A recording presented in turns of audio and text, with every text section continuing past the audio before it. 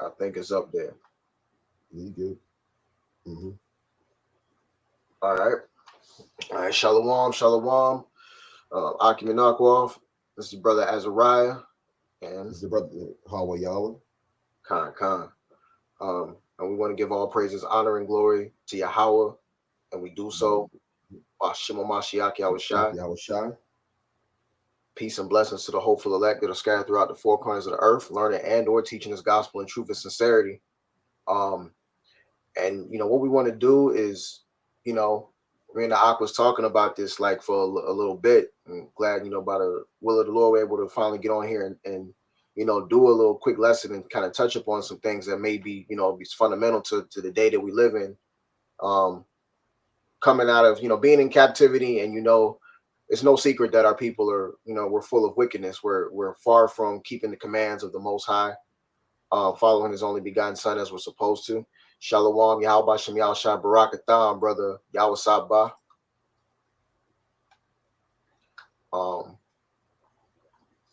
So we just want to make sure that we stay on, show and be on point with keeping the ways of the Most High through His only begotten Son.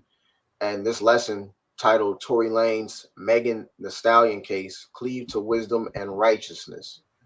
Because I won't say everybody, right? Because some people know there's a good amount of people that they pay attention or keep up with, certain current events, either be in the celebrity world and etc. They heard about Tory Lanez and the Megan Thee Stallion case, which has been going on for, quite some time now, a couple of years now at least. It's just recently that they've, found Tory Lanez is being convicted. He's found guilty of the charge.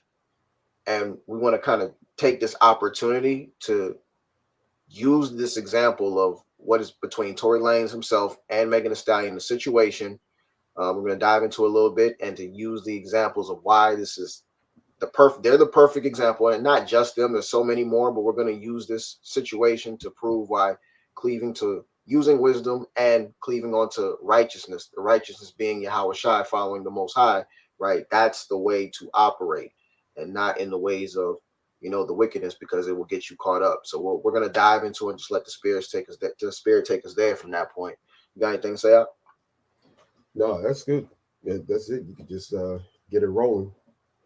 So you want to go over, we're going to go over, I guess, the backgrounds of the two, because some of you brothers and sisters may not know, and depending on who's watching, you might not be familiar with some of these artists, and that's understandable. So are we able to share screen, or I don't know if you have oh yeah, let me know what you want. Yeah, just go ahead and go to you can go to Tory Lanez Wikipedia. So just go to Tory Lanez Wikipedia, and then you can just share the screen and we can just look at it. Because it's important for us to know that everybody's background to a certain degree, because their background sometimes play into like your mentality, meaning the trajectory. So both of their careers, their situations, where they're from, and it kind of gives you an idea of like why these type of things will happen. And the reason why it's important for us to know, because we have to know ourselves, right? The environments that we grew up in, our upbringing, that can all play into our mentality, even when we get into the gospel, right? So even when we get into the gospel, a lot of the things that we learned before we got into the gospel influences our behavior and the way we think about things. So with Tory Lanez, me and Azariah was talking about it even, a few days ago, about like Tory Lanez is probably one of the most talented artists on the planet. And he's also been known to basically do both R&B and hip hop or rap. And his first single that he came out with back in 2015 was Say It, which was his breakout hit. And he is from Canada. I believe he grew up in Miami as well for a little bit. And I believe we talked about he's from, his dad is from Barbados. And so we kind of got to go into his background a little bit, because as y'all know, for some of you brothers and sisters that are probably, I would say, under 35, y'all definitely know about this situation, that what happened in the incident during the shutdown, when the incident between Tory Lanez and Megan Thee Stallion happened. Now, one of the things that was also in the situation in the background was the fact that Tory Lanez was an independent artist. And he had rejected continuing his deal with the record label that he was with. And there was always rumors back at that time that something could happen to him for not signing the deal. And that was through Interscope Records he was signed. And he did not continue on with it. So as you see in the actual his bio, that he was signed to Interscope Records, and eventually he left it after his deal was over. He did not extend with them, and this is a very big problem in entertainment, especially in music. So a lot of people don't know that once you leave out of the umbrella of the full control of the powers that be that are in the entertainment sector, that you can eventually be targeted, especially if they feel that you're an artist that they can make money off of, and they feel that you want to go independent. Now you're a target. So a lot of people that know how the music industry is run were fearful of what could probably happen to Tory Lanez if he went full independent. Do you have anything to say about that, Azariah? Nah, not really. I'm a little bit, but like as far as that's dead on. Because I mean, the minute you see the examples of this continuously, he not only went independent though, he also kind of put people on game to how it's working. Like, shoot, we'll get into it. There's actually I just watching the Breakfast Club interview actually of him going into the we'll have to pull that up, that part specifically, but he was just going into the actual digging in the numbers, as far as streams and whatnot, speaking about like how for example, you make for any million streams, someone's making $6,000 off of those streams like every other 2 weeks. So instead of having the other what it is, these small hats kind of working it, because we know who runs the entertainment industry. It's already revealed, right? It's been revealed. They're making the money. He's saying, yo, look, how long do we have to keep getting raped by this music industry? Yo, you take it and you get it going yourself, because it's always known that the minute you at least do something independent, at least you're seeing that money, that you're publishing all of that, the royalties, it's coming to you, right? And that's just the way it's been. People know by now, because the minute they kind of get you when you're hot, right? They get you exactly when you're hot, because he's asking about Interscope, same thing. Jimmy Iovine, right, runs Interscope. The minute you get hot, like, yeah, they'll put you on, and they're going to use you for like those first 4 or 5 albums. And in those first 4 or 5, like those first 4 or 5 albums that you do when they sign you to these type of deals, usually 360, right? You end up giving out your best material. So by the third album, for the majority of artists, right, the vast majority, they're not even gonna want to listen to you no more. Facts. So they got you, and you stuck on a deal that you can't even really get out of this thing now. That is so true, because most artists they have a short shelf life. I mean, we're talking about how Drake has had like a 10+ year run. That's like unprecedented, especially in the hip hop circles, and even really in the pop circles.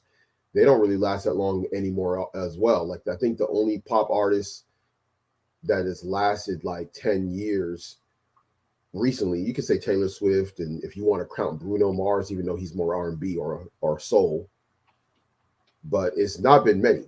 I mean, even Katy Perry fell off, so Lady Gaga fell off. So like you said, how many you got some of the biggest stars that burn bright at their time, and then they fade away. Britney Spears faded away, Justin Timberlake faded away, even the likes of Usher faded away, right?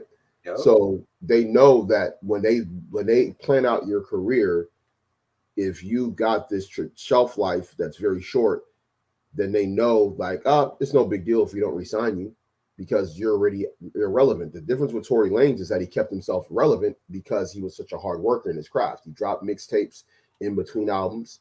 He was, always having little viral moments here and there.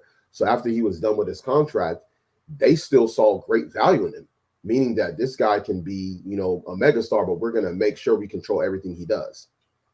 And he knew that he had the leverage, but he couldn't probably get what he wanted out of the deal, which probably would mean taking his royalties.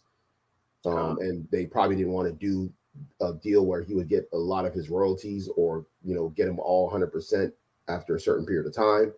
and he probably went his own way, knowing that he had the type of fan base where he can go independent and still make more money than he would if he was with the label, because he knew the numbers, like you were saying, the streaming numbers. The artists were actually getting screwed over on the streaming numbers. Most artists get screwed over on the streaming numbers, and so that's why it's funny, because the rapper Russ was always talking about, oh, artists need to go independent. Artists need to go independent. They need to do. But if you come through the independent lane and you stuck in that lane and you went through that lane first, it's easy for you to stay in that lane or use the leverage to get the best deal possible if you sign, because you don't really need it. But if you sign to a deal, which you signed yourself over to people that feel like they run your life and they have your soul, like, you know, your Jimmy Iovine's of the world, then when you decide to leave, it's like, if we can't have you, no one can mentality. So that's, you know, pretty much what it is with his situation.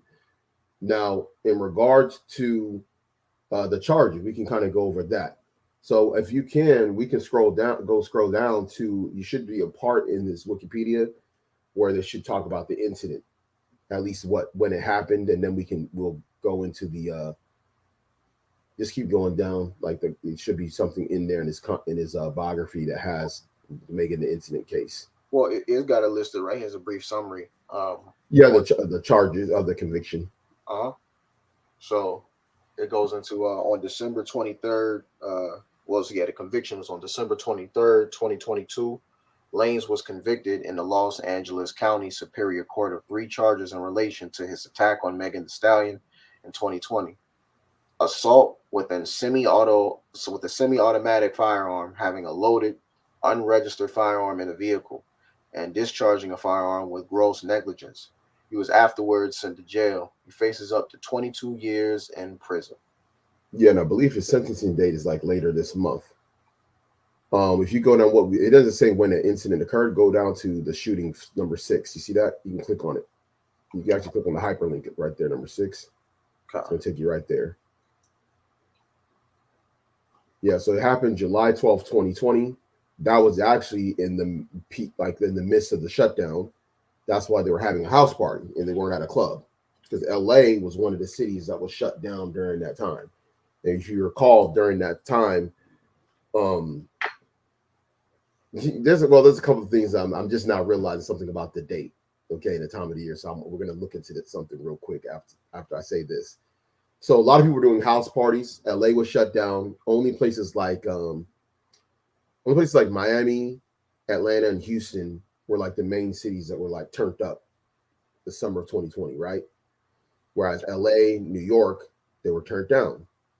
So they went to this party that was held by Kylie Jenner, and this incident ended up occurring after they left this party.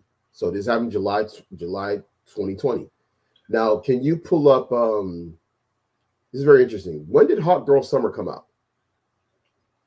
Yeah, let's get into that. Yeah. You can probably click on, if you can, you might be able to open up a new tab on Megan Thee Stallion, but that was her. Let me see, Hot Girl Summer. Did that come out 2020 or 2021? I think it would be more so 2020. So you think so she must have dropped that song right before this incident, right? It had to come before. No, I don't know about right. I'm about to search it right now. I'm gonna see what year it came out. Yeah, let's see. Okay, it came out 2019. Yeah, so it was before the shutdown. Yeah, absolutely. It was before the shutdown. I was wondering. I was like, hold on. Well, you know what? The hot girl summer mentality, term mentality, led to this incident. Absolutely. You know? So, the very next year. So I know, and we'll talk about this. When it initially happened, it was reported that Megan Thee Stallion had stepped on some glass, and that was the reason why she had those cuts after she came out the vehicle. That was what the initial reports were saying. Yep. However, when they went to the hospital, the doctor said that she was actually shot and she had bullet fragments.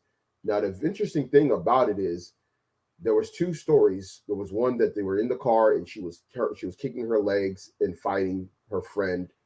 What's the friend's name again? What's the name? You can probably go down. It starts with K, I believe. Scroll down because it should have her friend's name in here. It's very interesting when you go through this. There's nothing mentioned about her friend in these first 3 paragraphs. That's the problem right there. Hold Can on. you scroll? Can you scroll down on the Megan Thee Stallion shooting thing and see if it says, if it actually says the name of her friend? Is it Casey or something like that? I think it was Casey. Listen, Kelsey. It was Kelsey. I think it was Kelsey, wasn't it? Yeah, Con. Kelsey. Yep. So her friend, part of the problem with the situation with Megan Thee Stallion and Tory Lanez was that it initially the incident with her friend. And now we talked about what's called the love triangle of death. You know, I've done lessons on it and talked about this whole deception relationships where there's a third person involved and there's deception involved between the all 3 parties. Usually 2 people are deceiving one of the other people or bringing somebody into a situation that ends up becoming deadly or ends up becoming a bad outcome, like we see with Tory Lanez in the situation. So one of the things that was going on, the reason why this thing happened was there's a few things. One was the situation with them being drunk. Okay. And this is why it's important for us to have self-control in this thing and being careful about who you're around in these situations. This is one of the reasons why, you know, for brothers and sisters, a lot of times it's not even a good idea to be in an environment where there's people that are intoxicated. You know, try and prevent, you know, if you see somebody acting a certain way and they're intoxicated, you know, you're at a restaurant or something like that, you know, be mindful of people that are intoxicated because these people can be used by Satan. So we have to be circumspect in this thing. Now, they all, according to reports, admitted that they were messed up drunk. When they got to Kylie Jenner's house, they were given shots, like 4 or 5 shots each, and that caused them to be drunk, and it led to the incident that happened in the pool, which you might be able to find that video.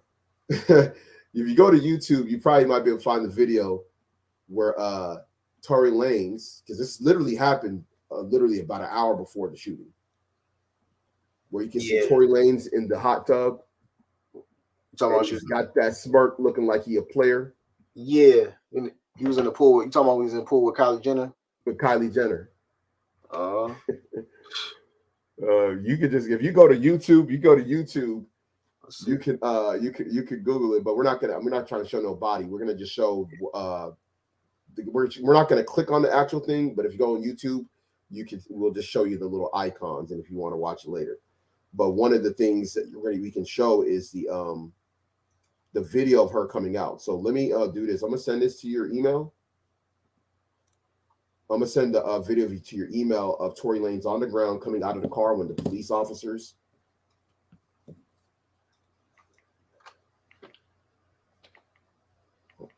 Oh, actually, sure, yeah, I got some of that too. Right. Hold on.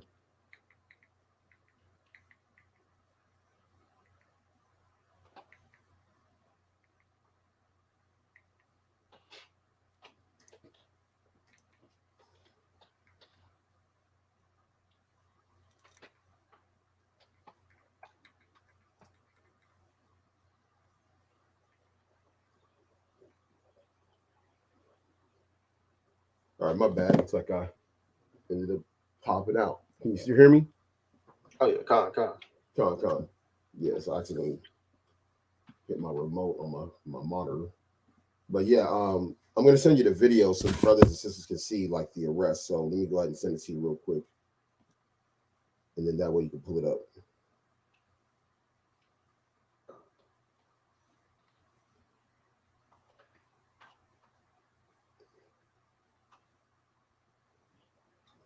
So I just sent it to you just now. And this is a position that we don't want to be, brothers and sisters, is what you're going to see in this video. You got it? Nah, the thing is acting funny. Hold on.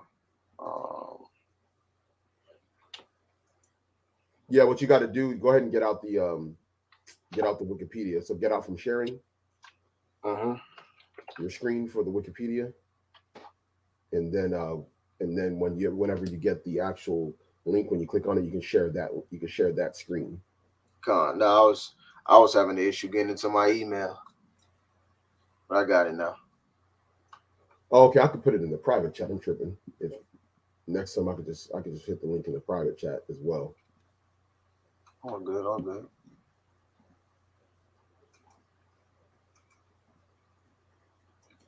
Let's see. Popped up. See, you just sent it to my Just in your email, and I put it in the private chat as well. Let me see if I can just pull it up from there, honestly, because right now it hasn't pulled up as of yet. See, I'll just go there. All right, let me open that tab up.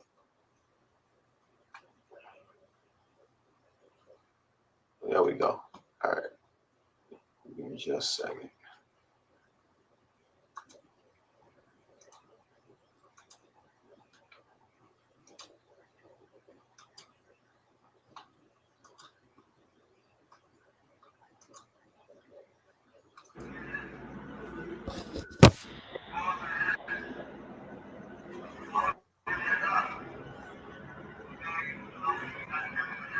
Yeah, so that's Tory Lanez on the floor. Now watch Megan Thee Stallion when she gets out. Now, Look, yo. Now they got it. No reason why I'm stopping here is because she is blurred. Tory Lanez on the Otherwise, bottom left. yeah, Tory Lanez is on the bottom left, slumped out in his boxers or his shorts, whatever. He's laid out on the ground, on the concrete. All right, we got him. He's done.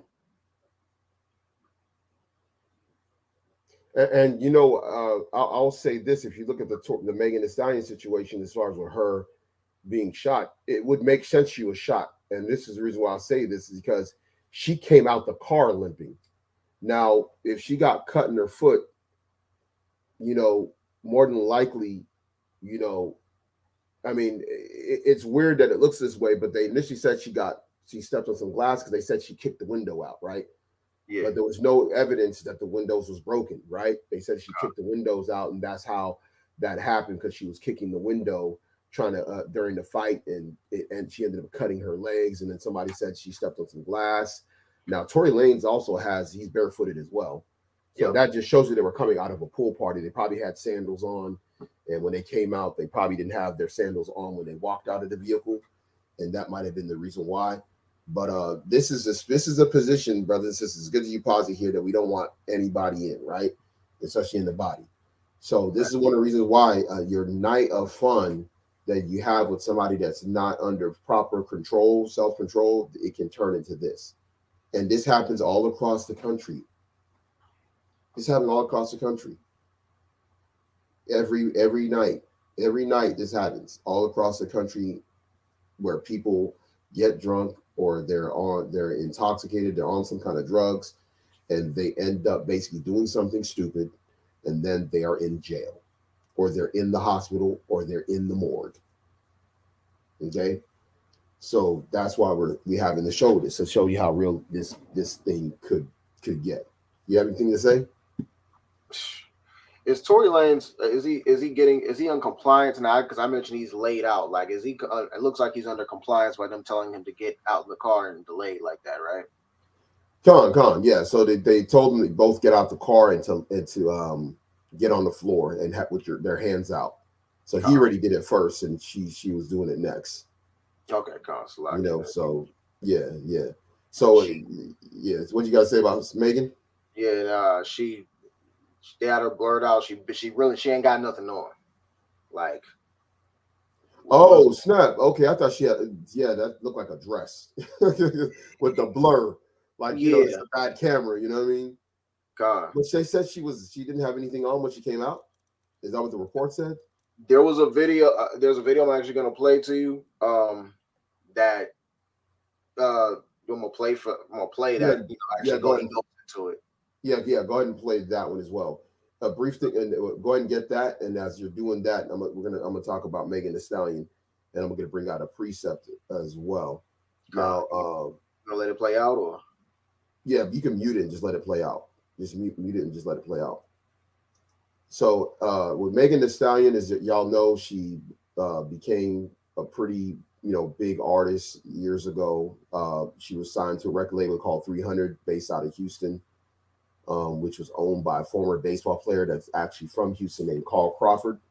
Carl Crawford made hundreds of millions of dollars in Major League Baseball and decided to get into music and started the record label. And she was one of the first artists that he signed, and she blew up with crazy songs. She had a song that she blew up on that it caused her to kind of cross over into like more of a mainstream rapper. And Hot Girl Summer was probably the big one. Big Old Freak was the one she was pushing. Now, why we have to bring that up? Because Megan Thee Stallion is part of the culture that the people that control entertainment are trying to push upon our woman, which is the culture of thottery. All right. So she had a single called Big Old Freak, where she's talking about all the exploits that she does and how bad she is and how she does men wrong here and there. And these type of behaviors, this type of thinking that is pumped into the minds of young women is one of the reasons why a lot of things are happening out here and a lot of judgments are being levied out by the Most High. Okay. So what we have to understand is that what we are consuming from people like this is one of the reasons why the Most High is going to destroy a lot of our people. Okay. And this is what your enemy understands. Now, Megan Thee Stallion ended up trying to leave her label, go to Rock Nation, and she's under like a lawsuit with her former label as she was growing in more popularity. And as she did the Hot Girl Summer, she had the label issues, and she got with Rock Nation as a management team. They began to give her several accolades to basically push her as this person to look up to for the young woman around the country. And it has worked. And it has worked even more since the situation with Tory Lanez. And this is where they're running with the whole mantra of protect Black women. Okay, now we'll say this: a man in this thing has no obligation to protect the totality of wayward women of our nation. Okay, you are under no obligation. Don't you fellas out here, don't be a crash dummy. Okay, your obligation is to protect the women that are under you. Okay, and I said under for a reason, because if a woman is not under you, you have no obligation to protect her unless she's part of an extended situation, meaning a part of an extended body, and you are one of the men that is, basically around her, one of the men in the body that's basically has access to her from a certain perspective as far as with teaching her or helping her with learning, right? But other than that, there is no obligation for you to go protect some random woman out here that's gonna basically doesn't care if you die, and she gonna move on with her life, and she gonna have another Hot Girl Summer and not care about you. Okay. Now, so that's one of the things that they're trying to push to guilt trip men. But let's just keep it real. There's millions of men of our nation that are in jail or have died over women.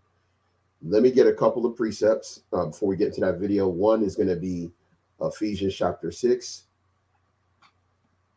Okay. We'll put it up here for you, for everybody else to see. Just go to verse 12. Let's do verse 12 only for now. Because people got to understand is that what we're seeing physically, there's a spiritual realm behind us, right? These things are orchestrated by Satan, and the Most High will allow these judgments to come upon certain people. Okay, and the Most High is allowing some of these things to be shown in real time and on video for us to learn from. Okay, so Ephesians chapter 6 and verse 12, for we wrestle not against flesh and blood, but against principalities, against powers, against rulers of the darkness of this world, against spiritual wickedness in high places. Now, what does that mean? We're basically, it's Satan that we're dealing with ultimately. Now, the flesh and blood is the people that he uses. Those are human beings. Those are people on earth. Okay. And in the earth, they have principalities that they rule from. Okay. They rule from governments. They rule from in entertainment. They rule in the religious sector, in the education sector. Okay. They have different sectors, of control. There's a guy by the name of Dr. Neely Fuller, a brother, older brother, that talks about the 9 areas of activity that's controlled by the oppressor. Okay, he controls all 9 areas of activity. These are part of the principalities. These people are in power seats. That's why it says rulers, because this shows you that these rulers of the darkness of this world that are flesh and blood, they're not Satan, spiritual demon Satan himself, but the spiritual demon Satan is used them to basically bring some of these things as far as these actions that are in the world to fruition. Okay, so these 2 individuals, Tory Lanez and Megan Thee Stallion, are under the control, all right, of these people that are in these different power seats, okay, that are operating under Satan. And that's something we have to be very much mindful of when we're, going over this thing. Do you have anything to say? Not on that one, man. Now, the other precept I'll bring out later. You can go ahead and play the video, but the other precept we'll bring out probably towards the end. I do. Oh, well, which one? Hold on. Is it I do have a precept for what you just said though, so I want to make sure I ain't going. Yeah, go ahead. If you got it, if you're gonna go to it. Let me see. I don't know if you was thinking about this one. Was it Sirach? Was it it's not Sirach, but Esdras, second Esdras? Go ahead and get it. If you have it. All right. Or first Esdras, I believe. Yeah, you first Esdras. You can go ahead and go there. Was that? Was that the one? Yeah, that was one. You can go and get it now. All right. We still got a gang of precepts we can bring out later too. Okay. I make sure what I'm saying. I want to jump the gun on it, man. All right, we can always go back to it if need be. Yeah, we can always go back to it as well. So it should be first Esdras 4 and 26. Yeah. Yea, many there be that have run out of their wits for women and become servants for their sakes. Many also have perished, have erred and sinned for women. That's right. Yeah, and that's what happened with Tory Lanez. And we're going to get into the situation and the dynamic of what happened. I believe the video you're going to play is going to have, I guess, more detail breaking down the incident and the situation. Correct? Yeah. Give me just a second. I got to open the garage door for somebody real quick. Give me just a second, Osalaki. Yeah, that's cool. It's all good.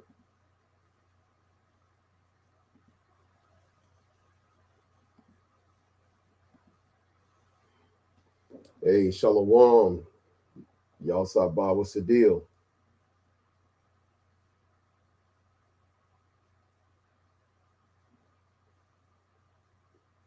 Yeah, a lot of those independent artists, man, it's like if you're an artist, you're better off just staying independent. A lot of times the reason why independent artists don't stay independent, the ones that at least grow big, is because they want more fame and money. Because really, being a musician is a talent. And, if somebody can make a living off of it, people can make a very good living being an independent artist. Like they really can. It just depends on the level that they reach. But they can reach a high level of, satisfaction from their career as an independent artist. If they just go the route and keep working at it, because there's always been people from ancient times that played music as well, and then when you start getting into like bigger city centers and stuff like that, especially back in the ancient world, you'll have people that, were very good at playing particular instruments, or they were singers, and they would go and they would do shows and be paid. They would be paid to sing at weddings and stuff like that. A lot of stuff, there's nothing new under the sun. These type of people existed back then,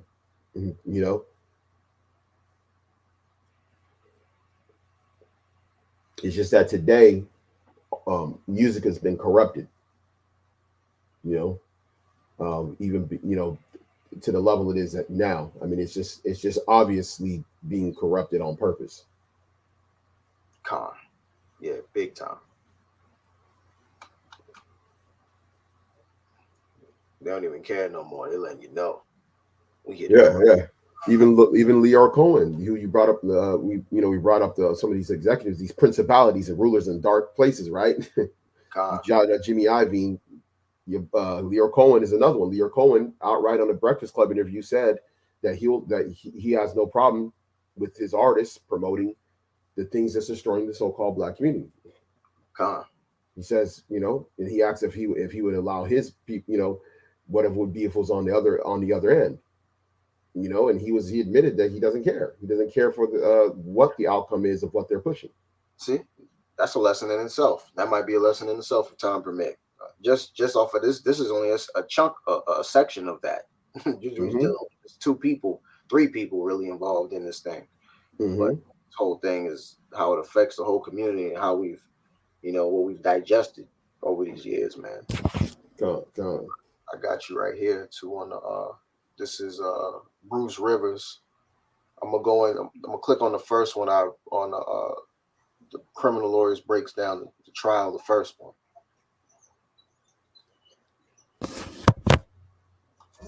Bruce Rivers, he's the criminal lawyer. Bruce Rivers, he's the criminal. Hi, this is Bruce Rivers. Welcome to another fun-filled episode of Criminal Lawyer Reacts. I'm Bruce Rivers, board-certified criminal defense lawyer, which means I actually try cases. I'm not just writing passports to prison. Today we're reacting to the trial of Tory Lanez. This is the shooting with Megan Thee Stallion. Before we get to that, this, like all of our episodes, are what? Brought to you by eforms.com. That's eforms.com. You need a form for any kind of legal purpose. You need eviction, bill of sale, rental agreement, anything that you need a legal form for. Go to eforms.com, and you don't hire a guy like me to do that kind of stuff because I would just go to eforms.com and charge you a ton of money. Anything you need, go to eforms.com. Tory Lanez is a Canadian rapper, and he was in a car with Megan Thee Stallion and kind of know what this is about, right? He's alleged to have fired his gun in her direction and said, dance, bitch. Kind of like how they do in the Wild West, dance, dance, dance, blah, blah, blah. So this is what I know. And I don't know the truth. I can pause that right there. Straight what we think, what's happening so Real far. quick. Probably didn't open their case. And by the way, fair use. YouTube. Yeah. Tripping. Fair use. Fair. Yeah, Con. Yeah, for definitely. fair use. This is for criticism of content. We're doing this under the fair use. Okay. Sometimes you got to roll that out or whatever. Or I think we'll probably roll out a, what do you call it? One of those background things that goes at the top, where it has fair use. So that way what happens in the algorithm when the computer or their AI, their artificial intelligence monitors your video, when they see fair use like at the top, they won't even block anything, Plus we're not monetizing the video anyway, so it's probably would be easy for you to overturn it if they did try and block it. So we're good to go. We have to sometimes be mindful of that. But the reason why I had you pause it was because of the part where the alleged saying that Tory Lanez shot in the ground, like on some Yosemite Sam type stuff, to dance B. That's crazy if that's true. He's going to go into it further, but I mean, is it plausible? It is plausible. He was that drunk. Is it plausible he shot and was not trying to shoot at her feet? You get what I'm saying? Okay. And the bullets ricocheted and hit her feet, but he didn't point at her feet directly. It's possible. Right now, there's other witnesses. There was another witnesses that said maybe something else. Right. So go ahead and continue playing. All right. And then the defense did their opening. You got 2 completely different scenarios. The prosecution is saying that Tory Lanez shot Megan Thee Stallion, and it was after he got insulted about his skills as a rapper. The defense is saying it could have been somebody else. It could have been Kelsey Harris, who was the friend who was in the backseat with Megan Thee Stallion. And the defense theory is that there's some argument between those 2, and it had to deal with Tory Lanez being in the pool with Kylie Jenner or Kendall Jenner. I don't know, one of the Jenner people.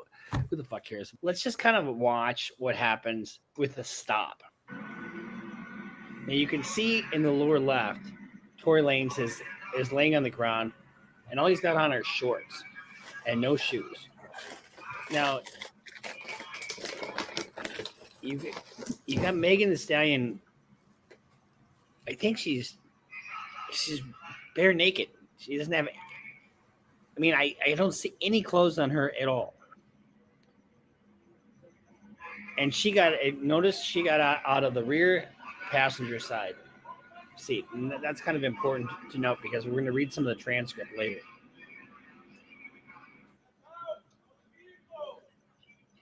But she's got no clothes on. He's got almost no clothes on. And now Kelsey gets out of the car, and she gets out of the driver's side rear seat.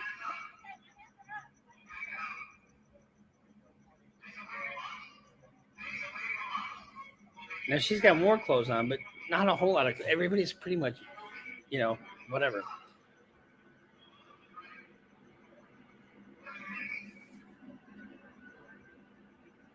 So now, as we get into the transcripts of what happened, it's interesting to know where people were when they got pulled out of the car. So you've got Tory Lanez was in the front passenger seat.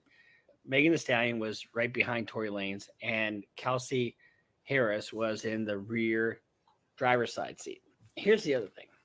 Gunshot residue was found on Kelsey Harris, but it was also found on Tory Lanez. Here's the thing. When you fire a weapon in an enclosed vehicle, that there's no discrimination on where that gunshot residue goes, right? So what happens is you fire the gun, and right there, it comes out the front because the bullet comes out. But so gases come out the front, but it also comes out the back, and the side. So you get it just goes everywhere. So if you're anywhere near it, you're gonna have that on you. Okay, I just thought that's pretty key to know. If you're gonna have any of that residue on you, it can go anywhere, so anyone's liable to get it. Yeah. That's one of the dangers of being around somebody who's like reckless, right? Because if you're there, you're now considered what's called a co-defendant, potentially. Now, Kelsey was never viewed as a co-defendant in the shooting. That's a very interesting thing, right? Right. I believe it was if there was another male involved, maybe another artist is involved as well. It's possible that that person would have been considered a co-defendant of Tory Lanez. But the persecution focused strictly on Tory Lanez only. Now, the reason why they probably did that, because remember, the job of the persecution is to prove guilt, prove based on the charges they levy that this person is guilty. The prosecution wins 90-something% of their cases. Many times in situations, the person that's being accused would take just a plea, right? Depending on the circumstances of the situation. Now, Tory Lanez has the ability to fight the amount of a legal defense because he has the money for it to basically not take a plea. But one of the things that was in this that wasn't mentioned, he did mention that Tory Lanez is a Canadian rapper. And this is very key. One of the things that people were saying is that Tory Lanez should plead guilty and get a lesser sentence so he can get out, right? But the problem is that he's a Canadian citizen. He's not an American citizen. So if he actually gets convicted of a felony, meaning even if he pleads to it, he can't even come into the country no more. So what a lot of people don't understand is that by him being found guilty as a felon, he can no longer come into the country. So that means he can no longer come here and record with artists. He can no longer do tours. The biggest money maker in music is being in Babylon touring. If you don't believe me, look at Bad Bunny. Okay? Bad Bunny is making most of his money in the USA. He's from Puerto Rico. But his money that he's making, the big money, the record-breaking money that he's made in 2022 is because he was touring in the USA. So this completely handicaps the career of Tory Lanez. Let's say even if he was to get sentenced to 5 years and he got out in 4, right? If he came out and he was still able to be relevant and drop some music, he couldn't even tour here anyway. This essentially ensures that Tory Lanez is done as an artist. Okay. He's finished. Which under what you guys say? Oh yeah, Saki. I just on another video, which I'm gonna try to pull up when he was having an interview with academics. He mentions that he mentions that, hey, look, there's people that's trying to cancel him. So I won't go into all of that right now, but he mentions that to what you're saying. So yeah. Con. I'll go ahead and play the rest. Con. So let's see what the officer testified to. Upon doing that stop, could you see how many occupants were in the vehicle? Not initially. At some point, yes. How many? 4. So there's 4 people. You got the driver, you got Tory Lanez, and you got the 2 ladies. Did you see anyone in court here today that you saw that date? I do. Could you describe what he's wearing? He's wearing a white shirt in the front passenger seat of the SUV. Were the other occupants removed from the car? Yes. Aside from the defendant who was seated in the front passenger seat, who else was in the vehicle and where were they seated? So this is kind of an important thing. There was a driver and then there was a female passengers in the rear seat. Now, one of the passengers was her first name, Megan the Stallion. Yes. Where was she located in the passenger seat? She was sitting behind Mr. Daystar Peterson. That's Tory Lanez. So the other female in the vehicle, was that person later identified as Kelsey Harris? Yes. Was she in the rear passenger seat behind the driver? Yes, she was. Once all the occupants were removed with respect to the female identified as Megan, did you observe any injuries on her? I did. Injuries did you observe? She was bleeding from her right foot. Now, here's the thing. When they asked questions, the defense asked questions of Megan the Stallion because she testified that she lied. She lied a lot. She lied about how she got the injury. She lied about the fact that anybody shot anything. And she lied about, where she was and who she was doing what with. What did you find? There was an olive green handgun on the floorboard of the front passenger seat, which is where he was. Could you repeat that one more? There was an olive green handgun on the floorboard of the right front passenger seat. Let me Green rewind that back. handgun. Let me rewind The that fact back. that anybody shot anything. Here's the thing. When they asked questions, the defense asked questions of Megan the Stallion because she testified that she lied. She lied a lot. She lied about how she got the injury. She lied about the fact that anybody shot anything. And she lied about, where she was and who she was doing what with. What did you find? So I just paused that because that's a big red flag and an eye opener. Of course, to lie, in general, and we're talking about a trial, a case. She lied about dealing, and we've come across accounts of her lying about dealing, with Tory in any type of, manner. You know what I mean? Oh yeah. In fact, you might be able to pick up the Gayle King. Okay. Yeah, we gotta get on that. You can play the little soundbite. I'm pretty sure you can find the YouTube clip that has a shortened question of Gayle King asking her about her relationship with Tory Lanez. What you talking about? Yeah, go ahead and pull that up. This is very important. Y'all know why we're talking about this. Just for you brothers and sisters, you understand why we're talking about this dynamic, because it's leading into some of the issues that happens in Israel, even the Israelite community.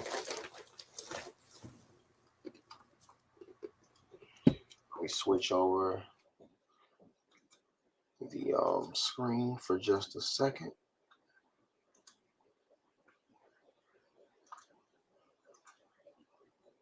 All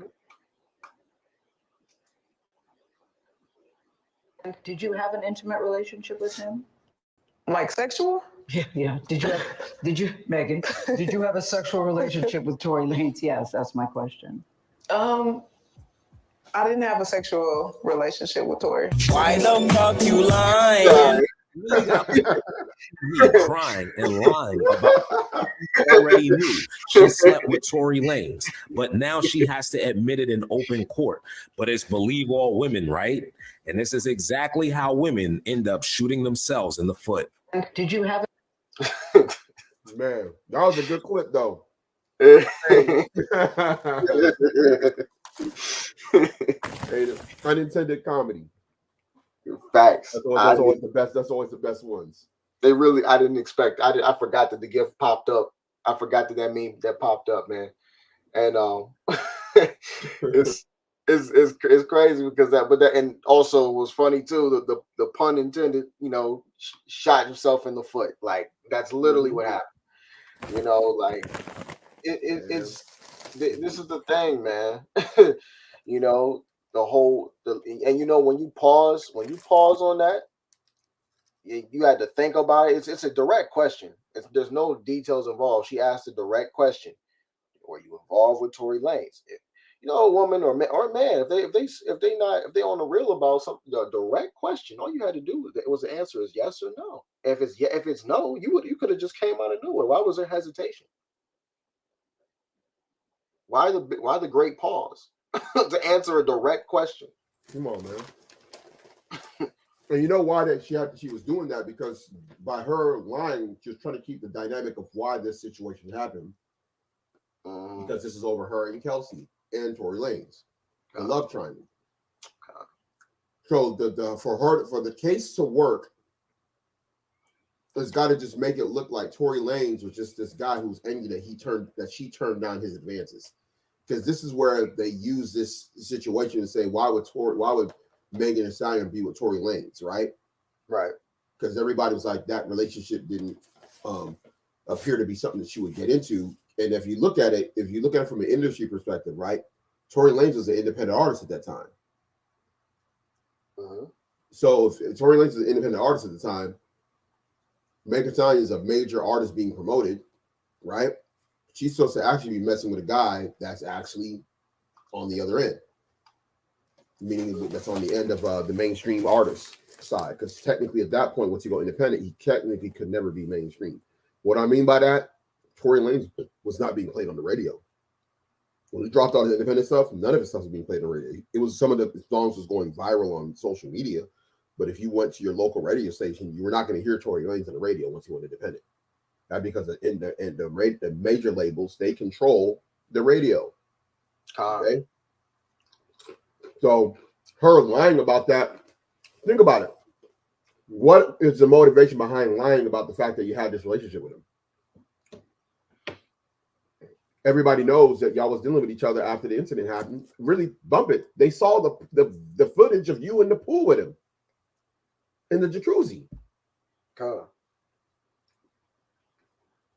There was that Kylie Jenner's place. There was in the pool. He over there with this big old smile on his face with Megan Thee Stallion in the pool.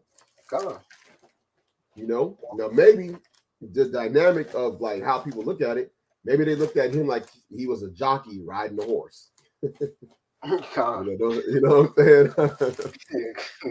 Go ahead, man. Oh no. Go ahead and read that. Yeah, so Rock, we got verse 8.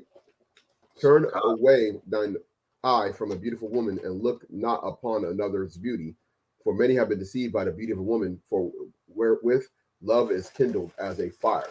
Love. That's come on, inside joke. God.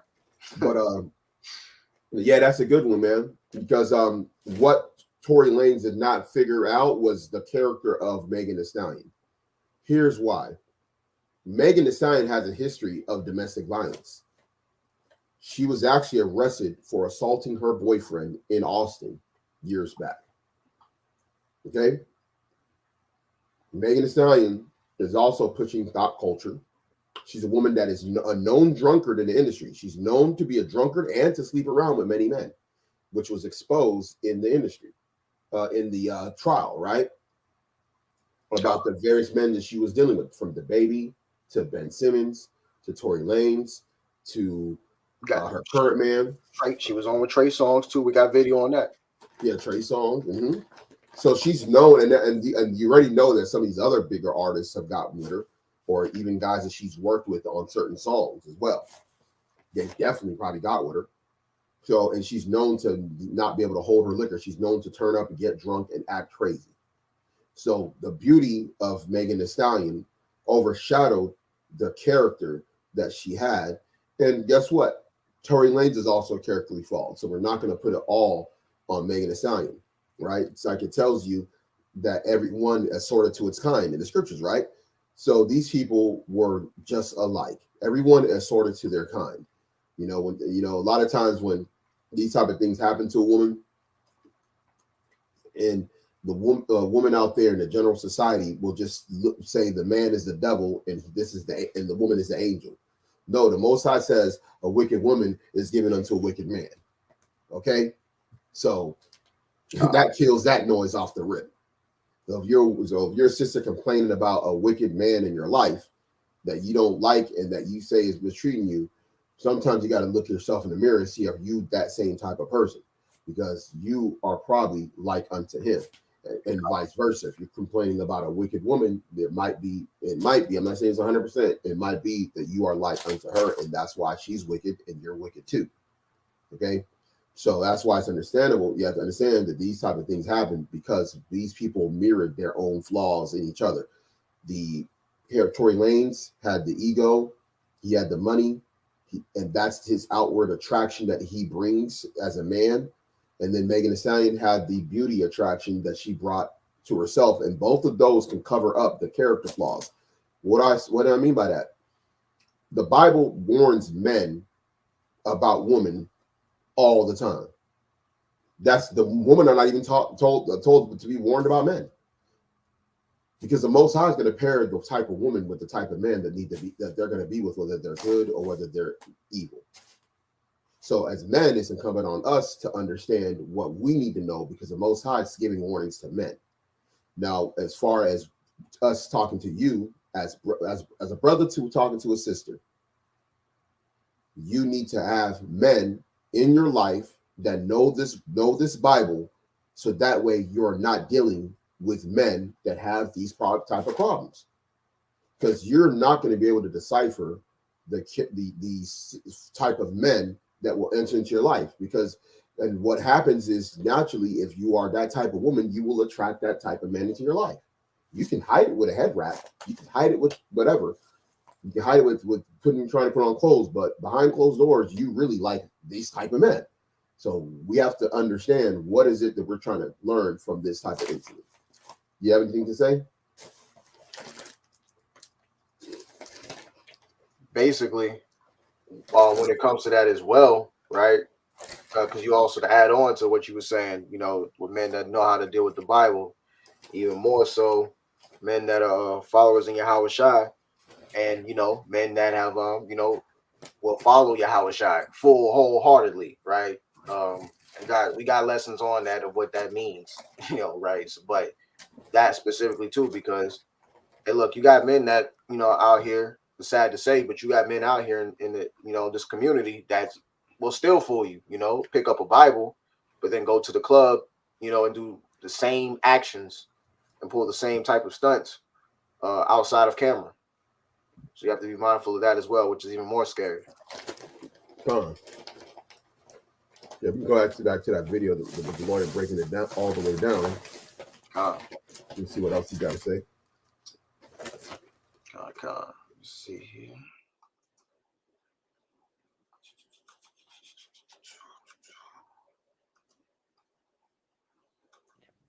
There was an olive green handgun on the floorboard of the front passenger seat, which is where he was.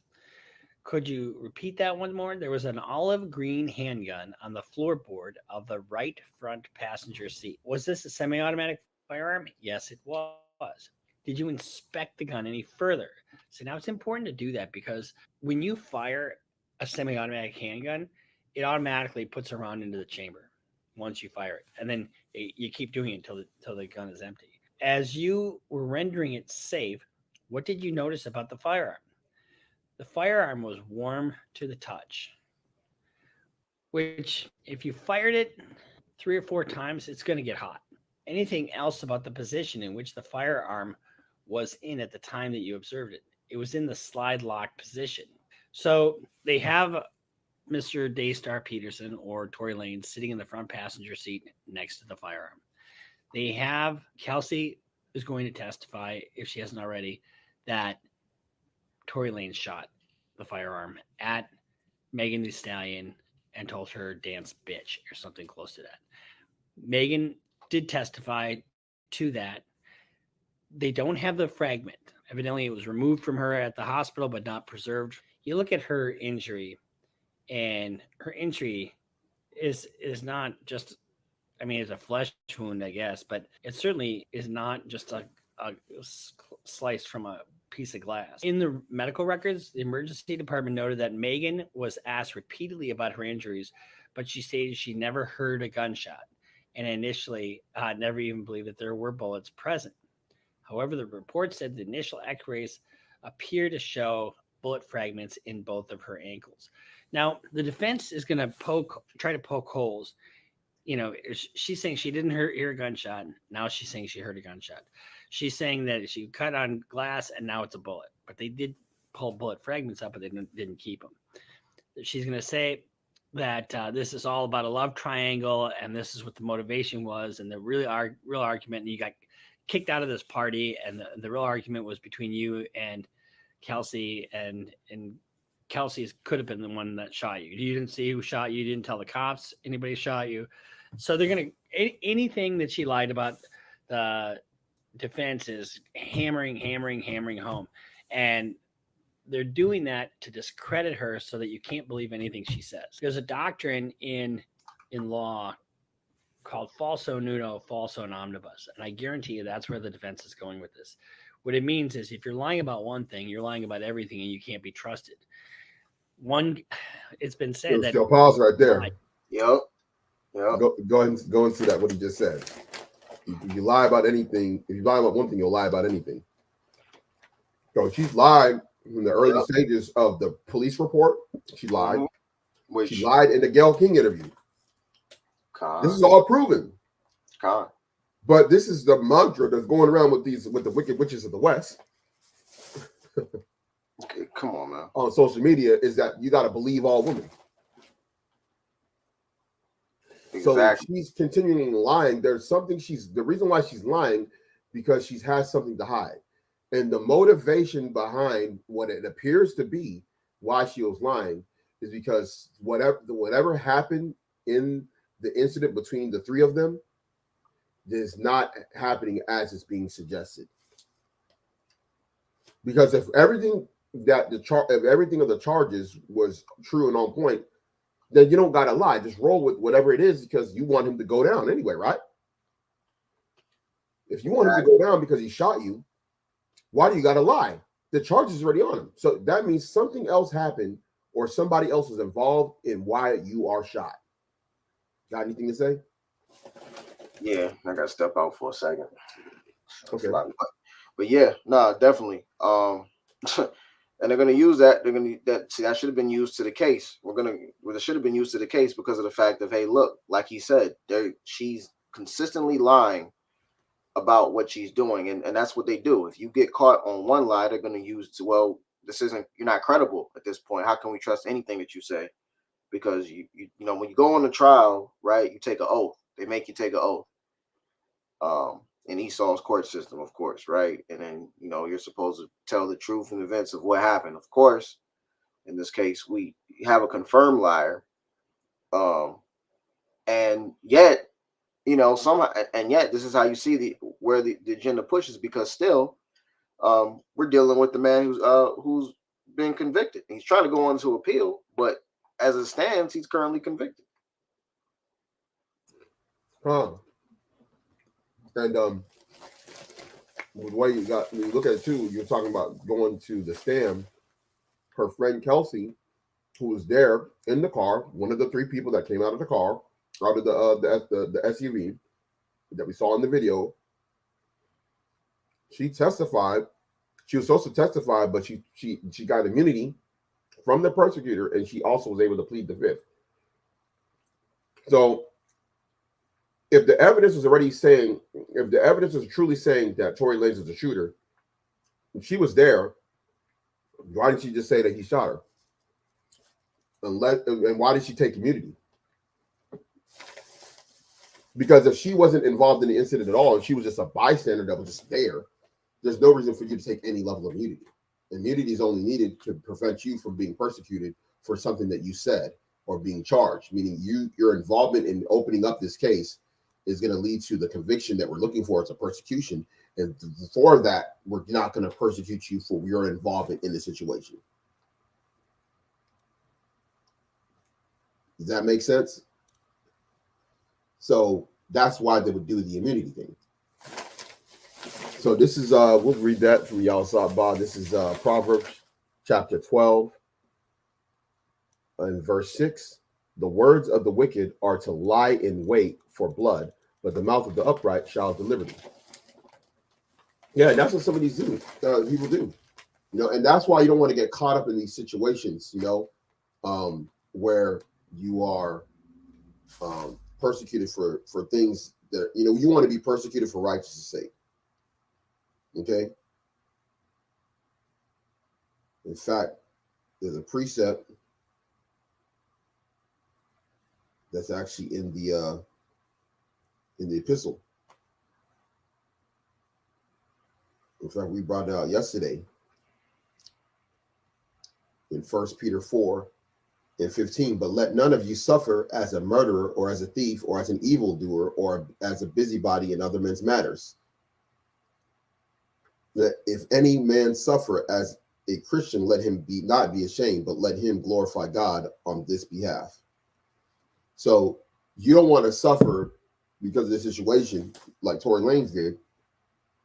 Because at the end of the day, a lot of stuff can have been prevented if he knew what kind of woman he should have. But remember, people that are non-believers, they've been Babylonianized in their mind. We once were as well. You can't see all these things because you're in darkness. So a lot of these type of trappings that Satan sets up, a lot of these men can't see because they are living that lifestyle. They're in the pride of life, the lust of the flesh. You know what I'm saying?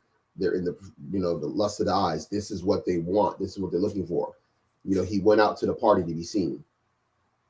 He went out to the party to, continue doing what he was doing, which we'll get into later once the brother Azariah pops back up.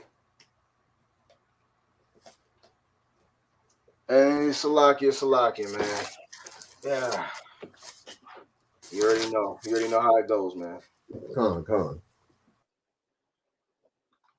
Where we at, up? Yeah, just I read the Proverbs 12:6, and I talked about how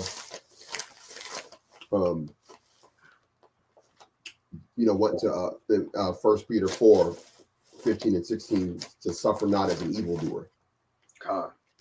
Tory Lanez, as much sympathy as some men are showing him, right? He's suffering as an evildoer in a way because there was deception that he played on his part.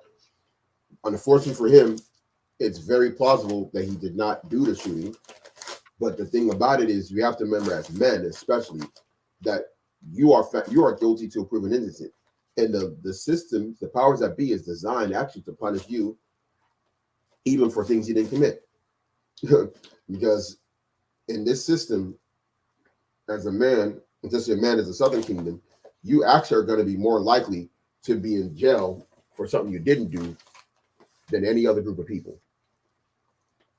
And if you're in the vicinity of a situation that they can say you are the most plausible suspect in this situation, therefore we're going to put the charges on you, and they're going to convict you without possible evidence that implicates you, then it doesn't matter. One of the reasons why Megan Thee Stallion did not want to say that she slept with Tory Lanez, because then it will open up why this incident occurred. And she was lying to Gail about why the incident occurred, and lied about her relationship with Tory Lanez. It wasn't until later that it was found out that Kelsey was with Tory Lanez.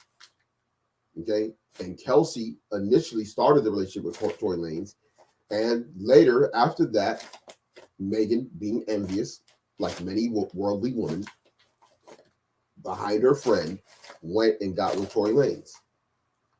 And this is what ignited the issue. There was also another issue that was in play with Kylie Jenner. It was alleged, people say this, I don't know if it's true, that Kylie Jenner was finding interest in Tory Lanez, and this is what caused Megan Thee Stallion to want to end them being at the party and to go. And then as they went, it was exposed that Megan had messed with Tory, and Kelsey, her friend, was upset, and they got into a fight, according to witnesses who saw it. 2 women fighting outside. You have anything to say? Look at that, man. Look at that. I would have hit the sound effects I had them. Look at that. Because and that's the thing, like you mentioned earlier, we're not hearing too much mentioning of Kelsey, because then, right, if they go into that, you're just mentioning 2 women going at it. You're mentioning, and that doesn't hit the agenda. The agenda is to put the man under. The agenda is to bury the man to the ground, right? And it just sounds so much better when Kelsey, you only know about Kelsey as being associated with these 2 celebrity artists, right? So this whole situation, man, and it's definitely a lesson to know, because again, Tory is moving as an evildoer. And the scriptures tell us, and so was Megan, so was everyone involved in this party. Scriptures tell us, follow not a multitude to do evil. And the thing about it is, in these situations, the men are the ones that get the biggest brunt. They get the biggest punishment, because you can think about any situation, people going to, a very dangerous strip club or club in the city, right? In any city, when a shooting happens, who's more likely to die? The men. Yeah, the women that go to these parties and clubs, they're the least likely. The chance of them actually being a victim of a shooting in these type of incidents is like very slim. Mm-hmm. We're talking about like they might be in a club shooting, they might end up being less than 10% of the club shooting victims. Yeah. And sometimes they just get injured only because they weren't the intended target. So they're part of the ecosystem of wickedness, right? Because they're also part of the encouraging these men to be, hardcore and be, this, that, and the other, be macho, be ignorant, and be out there acting up. So a lot of men are motivated by women to do some of the things that they're doing. And Tory Lanez is no different.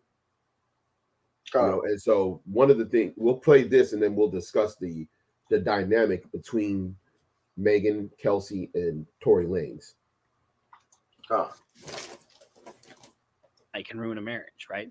So when somebody comes into court and they lie to you with this, what it means is if you're lying about one thing, you're lying about everything, and you can't be trusted. It's been said that one lie can ruin a marriage, right?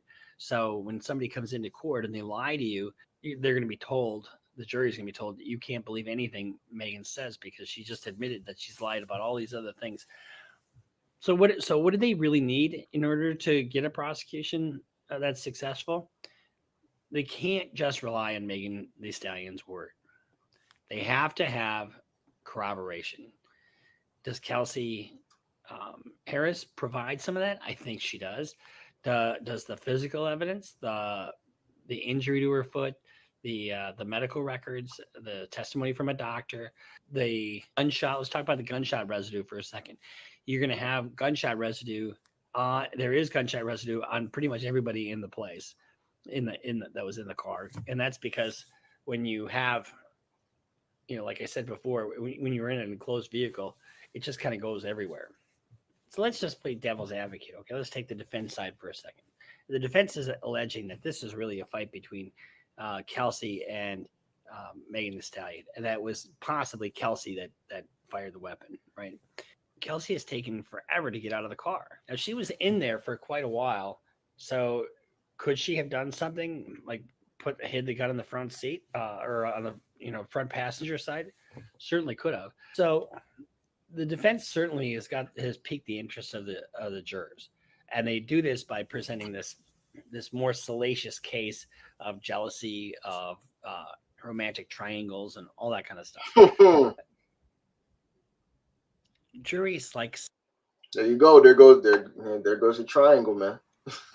Yeah. That's just like you said. It's salacious. Those love triangles are very big. These are known to be some of the most dynamic incidents that people know about, even in even in people's personal lives growing up, even from middle school, when people start when boys and girls start liking each other. you start seeing the beginning of these love triangles, that start formulating, Go ahead. Simple things, to be honest with you. If they are able to glob on to facts that are simple and straightforward, they will. But if they can somehow poke a hole, which is what their job is, that's what they're trying to do with this complicated story. So he's and they just added a new charge of reckless discharge of a firearm in a public place. Reports are that he's looking at 22 years. I don't know in practicality. You always hear that on the news. They say, oh, he's looking at 10 years. He's looking at what? That's usually the statutory maximum. And people never get the statutory maximum unless it's a really egregious case. So we'll keep following this. But it's, the state's pretty much almost done putting their case in, and then we'll see what happens with the defense. So I'm Bruce Rivers. Thanks for watching. Make sure you subscribe to our channel, and just a little point of reference: you shouldn't be caught naked in the back of a fucking SUV. That's a bad position to be in. That lets you know how drunk they were. My goodness. Hey, man. The scriptures talk about with that strong drink, man. Misusing. Wine in a mocker. Yeah, gone. In fact, we can get something, a precept on. Look, I got one right now for you. Okay. Proverbs 20 from the top. Wine is a mocker, strong drink is raging, and whosoever is deceived thereby is not wise. This whole situation right here, they were not wise. No one in the situation was wise being involved in it. Now, I caught something that Charlemagne said when he was talking to that devil Vlad, but I mean, Charlemagne is a devil himself. Oh yeah. But for real. But Vlad, I was actually agreeing more so with Vlad because he was getting into the nitty gritty of, well, who, you can't really necessarily say that he's guilty because he's not saying anything, because his lawyer would tell him not to say anything. You're involved in a case. He was giving it to Charlemagne the whole way when it was doing this small little debate. But the one thing Charlemagne did say that I couldn't disagree with was, why are you involved in something crazy like this? You get yourself like, how does this happen?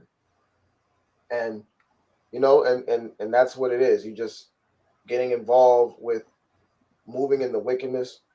Like I said, I'm not even gonna play it just for time's sake. Like I was telling you about earlier, but on the Breakfast Club, one of the first interviews he's done on the Breakfast Club, he mentioned that, of course, we know his name is Daystar Peterson. Speaking of Tory, and he mentioned that how his name was meant from a symbol to God. His dad would prophesy to him or tell him, hey, pretty much one day you're going to be, go to your calling. For now you're gonna do your own thing. You're gonna have a different name and all of that, but you'll never be able to run from your name. So meaning that he believes he has a calling from God upon him. Well, if that's the case, and Lord willing it is, Lanez, Tory, Daystar, now's the time for you to come back. If that's what your calling is, now's the time for you to come back, to come to the Most High through his son Yahawashi and move in righteousness, and to do that, because this ain't working, right? And wickedness never works. It lasts for a time frame. You get an emptiness from it after it's done. It's pleasurable in the time, and it's very empty after that it's done, and it could lead to nothing but destruction. Like I said, the drink is raging, whosoever deceived by there is not wise. There's no wisdom involved in this situation. There's no wisdom and there's no righteousness. And where there's no righteousness, there's no wisdom, there's no righteousness. Yeah, he had a song after the incident when he made his album called Praise to the Most High. Yep. Where he was basically kind of like alluding that he would beat the case. That was really what it was. That Praise to the Most High song, Tory Lanez did, I believe that's what it was called. And in the song, he's kind of alluding in the lyrics that he was going to beat the case and that Illuminati was on him trying to destroy him, but he was going to beat the devil. The only way going to defeat the devil is with Yahawashi. Yahawashi is going to basically put to rest the deeds of Satan upon his people. And so you're not going to overcome them on your own. You've got to have Yahawashi. So maybe this could be a wake-up call while he's behind that wall, behind those bars, and he realized he's not able to live off his millions. He's not living the life he wants. He's not driving in the cars that he wants. He's not, whatever it is that he's, a lot of the material things that people cleave unto and believe that is important. He's going to realize that, something else is more important, that his actual life, his actual soul is more important than the things out there. And a lot of times it takes these type of incidents for some of our people to open up and realize, what the truth really is. So, Most High commanded all men to repent. That includes even celebrities. They're involved in that, and most of them won't. Only a small percentage of them will get out of that lifestyle and seek after the Most High. But he might be in a position to do so. Just only time will tell. And what's back of what you said, Mark 3:23, and he called unto him and said unto them in parables, how can Satan cast out Satan? Right? Because that's the thing, you can't. That's our people try to, they try to say, look, I'm gonna beat like you just highlighted in that song. They try to beat Satan out with Satan doing the works of Satan. Like how can you literally overcome? Said, yo, I'm gonna beat him because God gonna get me through it. But you've been doing nothing but wickedness the whole time. That's how you got here. You haven't even repented or acknowledged that, hey, what I did was the wrong thing, and these actions are leading me down the wrong trajectory. So that's why I'm in the position that I'm in now. And I'm not saying that people don't, think upon this, but at the end of the day, they'll highlight, oh, well, I'm in this situation, but I didn't do the necessary steps to get out. Am I really following God? Doing what am I doing? Is God punishing me? There's people that really got to think about that in these situations when you're doing wickedness that leads to, the position that you're in. You have to think, is God punishing me for what I did? Because see, otherwise there's no guideline. This is what the Christian, and this is the effects of our oppressors in the Christian church, right? With no discipline, telling you that, hey, God's going to bring you back up. You got knocked down, but he's going to see you through it. But look at how you got here. What steps did you take to put yourself in a situation, man? Maybe you should try repenting and actually doing it the right way, so that you may have to still deal with the consequences, but the Most High can, show mercy upon you and bring you out potentially. Yeah. I mean, that's why a lot of times the Most High gives us some chances, man. I mean, a lot of us have been through different situations. The Most High has come out of it, and then we actually were able to learn from it and look back and say, okay, you know what, I learned from this incident. Most High spared me from, whatever worse outcomes could have came. And that's why these situations are very important to understand. And one of the the dynamics we were talking about in this is also was the love triangle thing. Now, this is where, see, in Israel, you got, we know about like the multiple wives thing and how our forefathers lived and everything like that. But if you look at the Tory Lanez situation, that situation was a guy trying to take on multiple women and then do it in dishonesty. Well, one, those guys are not, they're not married. They're in a fornication state. Basically, they're having sex with no intentions of staying together, with intentions of the other person. If on the female end, a woman sleeping with other men, that's already off. But the dude sleeping with a woman who potentially is married, allegedly Tory Lanez was interested in trying to get at Kylie. I believe Kylie, I know Kylie was with Travis Scott. And I think at the time they were separated or broken up. If you recall, there was like a time period where they were like allegedly had split, but then they got back together. But when you see a situation like that, it's like it's a whole bunch of stuff. in the pool, you got one woman that he's dealing with. She's also dealing with other men, okay? Because I believe Kelsey's actually, I think, married with children or something like that. She has a man and she has a child. I've seen her little holiday, her little Christmas so-called portrait with her man and child. So it's like, wait, what was you doing? How you got a whole child and you got this man, and then you're also sleeping with Tory Lanez? Because the child was like above 2 years old. From what I recall in the picture. You know what I'm saying? Come on, man. So like, I mean, but like she had the whole like, you know, like thank God for another year, Merry Christmas, yada yada. This is after the verdict, of course, right? And I was like looking at the dude, like, yo, she got a man, she got a child or whatever. Well, she got a whole family. Now I don't know whether or not she had that guy before the incident. Maybe she met the guy, maybe she already had a kid prior. But we're talking about a very much out of order situations and relationships. And this is what some of the stuff that's going on is that Tory Lanez was with one woman and then went and dealt with the other woman, which her friend, Megan, and Tory together were deceptive against Kelsey. And they were dealing with each other. And so Kelsey is dealing with both of these. Kelsey is dealing with Tory, and Megan is dealing with Tory. And neither woman at that time, until that night of the incident, knew about it until it was exposed with them being drunk. Okay. And then that's how Megan and Kelsey ended up fighting. Why do we say that? Because many of our people, especially that are in the world, you got some of you sisters have fought over a man who was deceiving both you and the other woman, and y'all get into these girl fights over men. And trust and believe, a lot of women are dying and getting killed by other women over another man that they're both dealing with. And I've seen stories pop up on Shade Room and these different blog sites, right?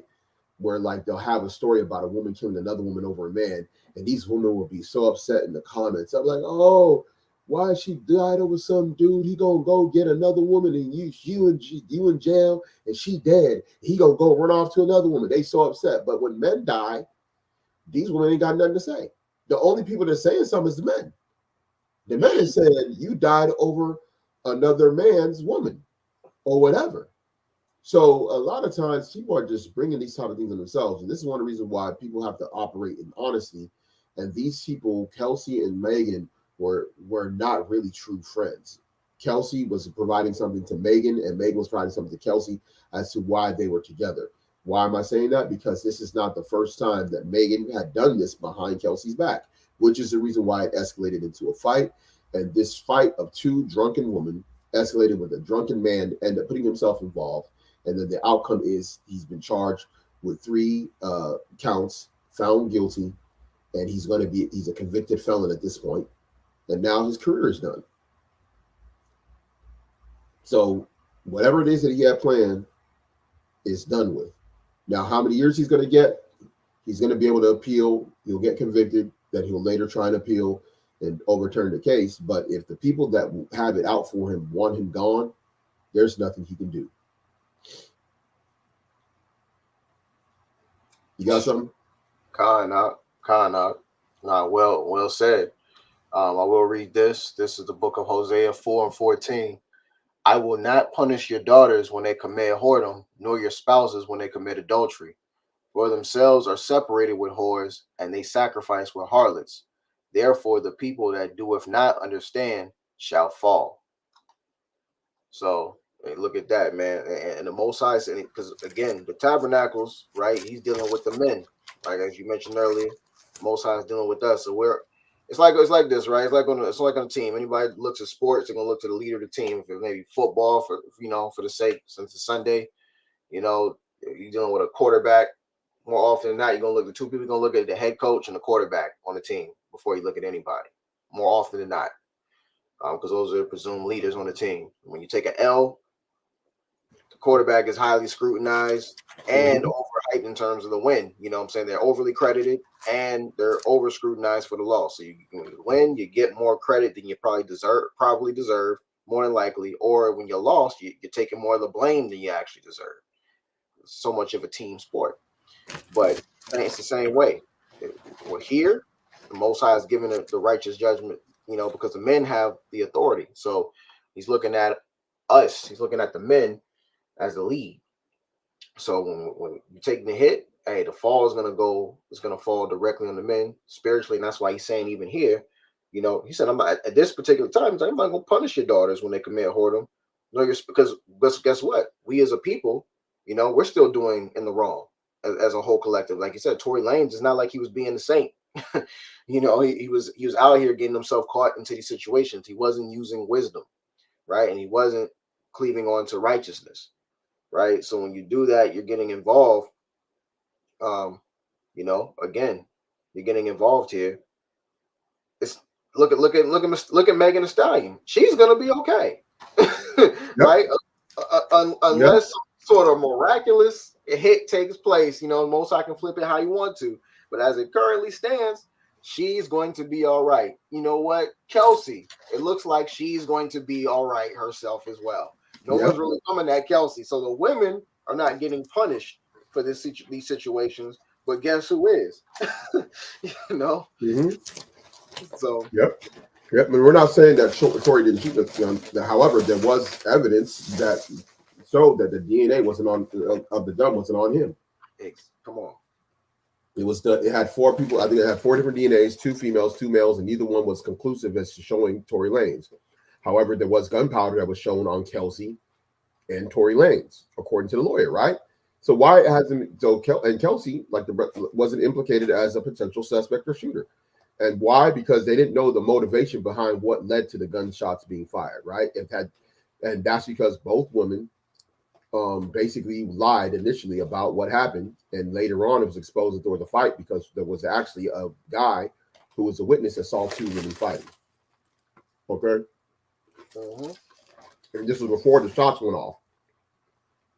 So the 2 women are fighting and shots go off, and one of the women got shot. The first person that's going to be implicated as a suspect is the person that was fighting with that person. Come on, huh? But the powers that be in the state of California said, no, we're going to make it Tory. Yep. You know, so and this is the reason why.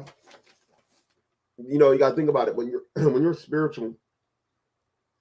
You're reading the scriptures. You're talking with other brothers about righteousness and what kind of woman you want to have, what kind of wife you want to have. Your vision and mentality is not going to be Megan Thee Stallion. Shouldn't be. It's just not. But if you're not in that, if you're not following that way, your mentality is going to be the kind of girl you want is a woman who is Megan Thee Stallion. That's what's going to happen when you're not in the truth. A Megan Thee Stallion type woman is going to be appealing to you, or it's for mercy also for as a woman. A Tory Lanez type man may be appealing to you. A guy that cannot control his emotions. He's over here also assaulting random people. He punched August Alsina. I think he tried to attack somebody else at one point. He also, I think, wanted to fight with, I believe, Chris Brown, if I'm not mistaken, like years back. So you're dealing with somebody who's, you know, doesn't have his emotions under control. Then he's also trying to play tough guy because let's keep it real. He's from Canada, and Canada is not the U.S., so it's hard to come across as a tough guy coming from Canada, right? So I think he overcompensated as well for his toughness at times when he's been in the industry. And then with him dealing with the kind of woman that Megan Thee Stallion is don't exist in large numbers in Canada. Okay, so there's an element of like him being intrigued by that type of woman because that's not the type of woman he grew up with. And we know if you grow up in Babylon, we've seen women like this, and we know that if you get with a woman like that, you are going to get into some stuff. And the reason why this happened with Tory, because these guys, they'll get rich and they'll get to this level, and instead of them getting a wife, right, they want to be a playboy. In fact, interestingly enough, he dropped the album called Playboy. I knew you was just about to. I knew you was gonna go there. I was waiting. So that's why this is happening to him. He was literally taking on that moniker really seriously. He was in. He had really got with Kelsey and with Megan, and he was in the pool, and he was making, Kylie Jenner laugh, and the dude got that voice. You know what I'm saying? So he probably was singing in the tub, and she was drinking. She had been drunk and got some shots. And he probably saw an opportunity for him to get to Kylie because Kylie Scott and Kylie was like kind of separated during that time, if I'm not mistaken. And he probably was going to feel like he was going to strike a gold mine with Kylie being a billionaire and being a Kardashian, or slow call Kardashian. She's a Jenner, but she's we call her Kardashian nonetheless. What are you going to say? I was about to say, I think it was because him and Chris Brown were actually cool. I think it was Travis Scott. Now that you mentioned, I think it was Travis Scott. It was Travis Scott. It was Travis Scott. Yep. It was Travis Scott. Yep. I remember the video. Mm-hmm. Ain't that interesting? So there could have been some revenge going on in his mind with trying to get at Kylie. Yep.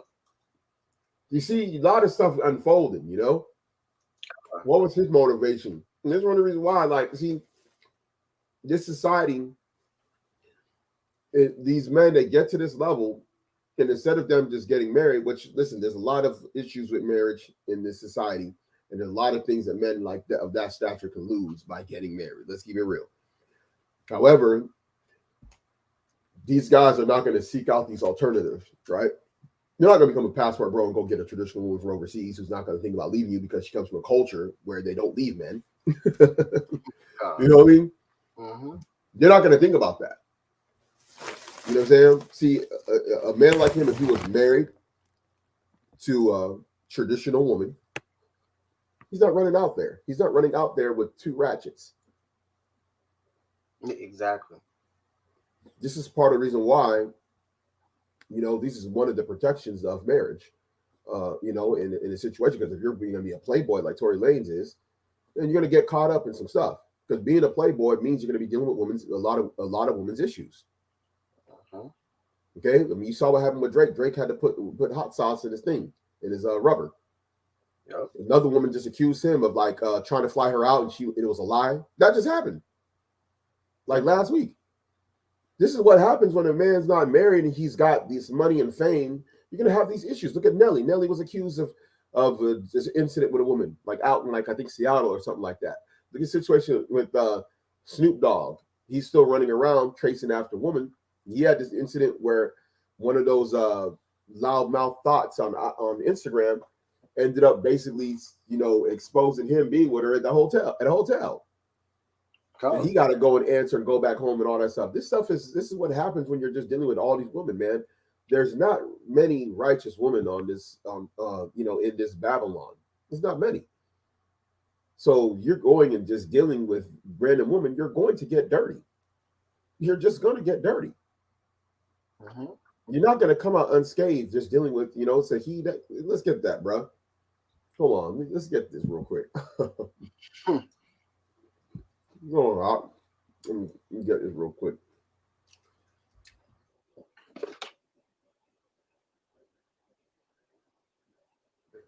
You pull up the precept for me. What was that? You gotta find the precept. Get Sirach chapter 19 and verse 2.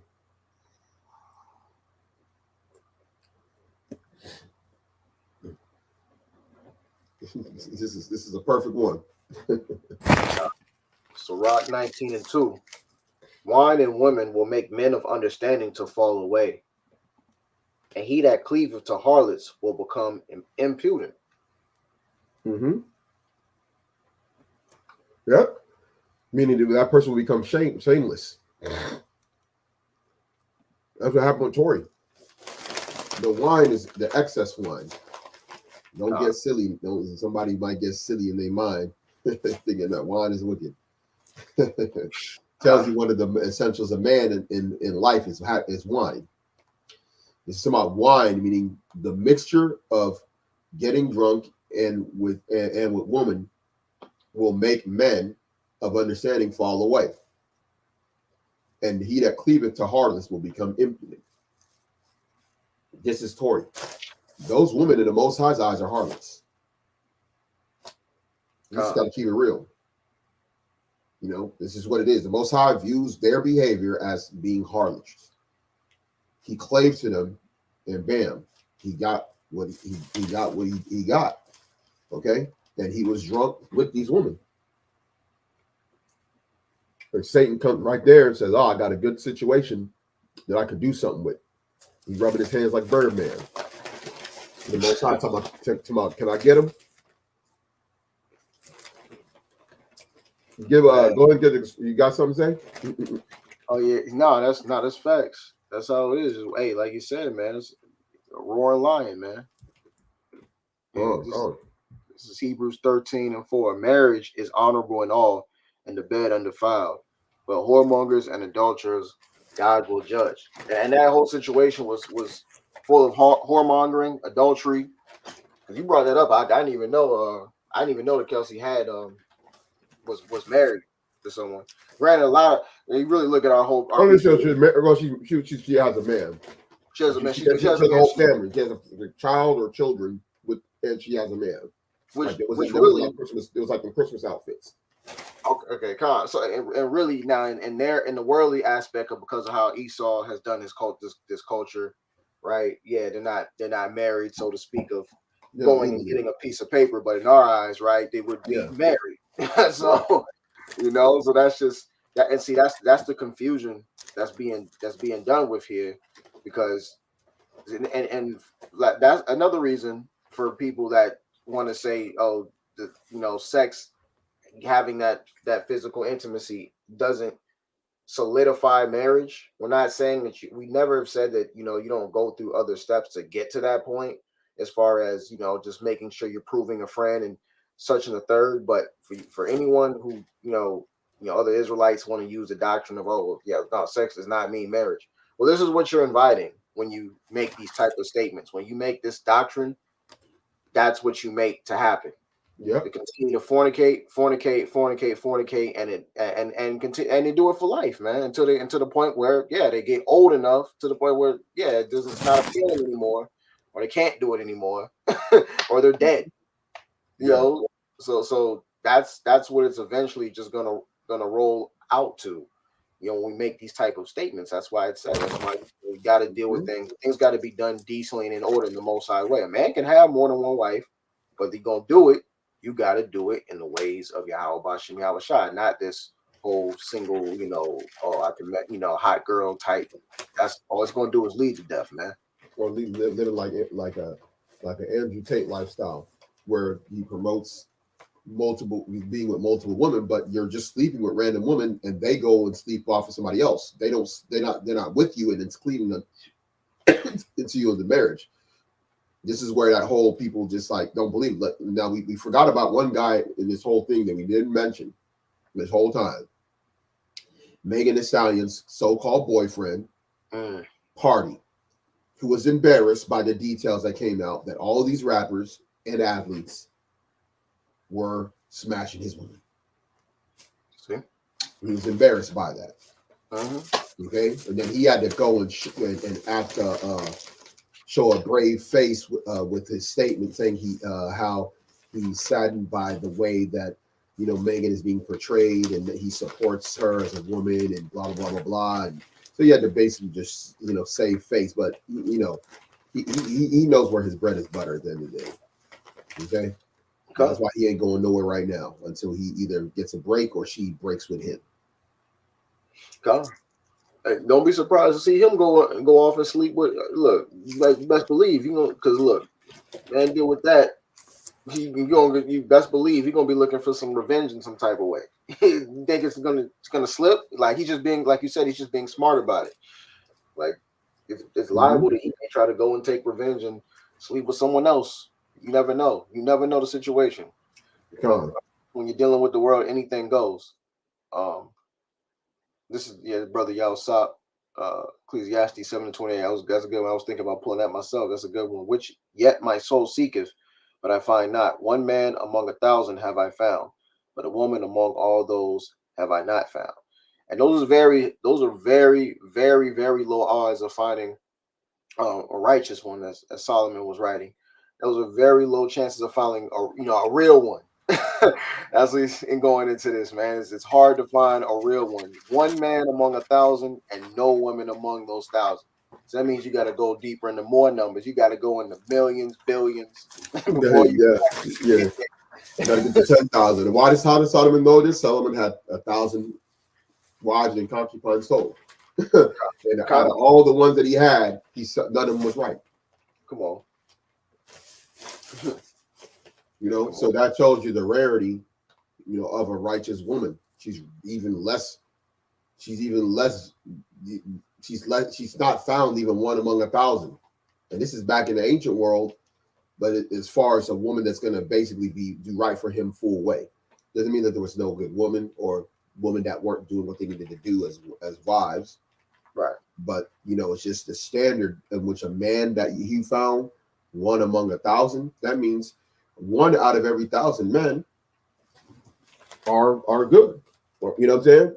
Are on point. But the woman, he couldn't find it. So a lot of times right here, it's like this is where the Most High has to come into play for you for him to have his hand on the transformation of your woman as well. That's why you might meet a very nice woman that's out there. So it's quote unquote nice. I'm putting air quotes. Woman out there, she's not a believer. You know what I'm saying? It's like, how's that gonna work? How's that gonna work? So brother had the other one too, Sirach 25 and 24. Yup. There we go right here. Of the woman came the beginning of sin, and through her we all die. And if that incident was in a different space or place, it could have probably gotten more deadly.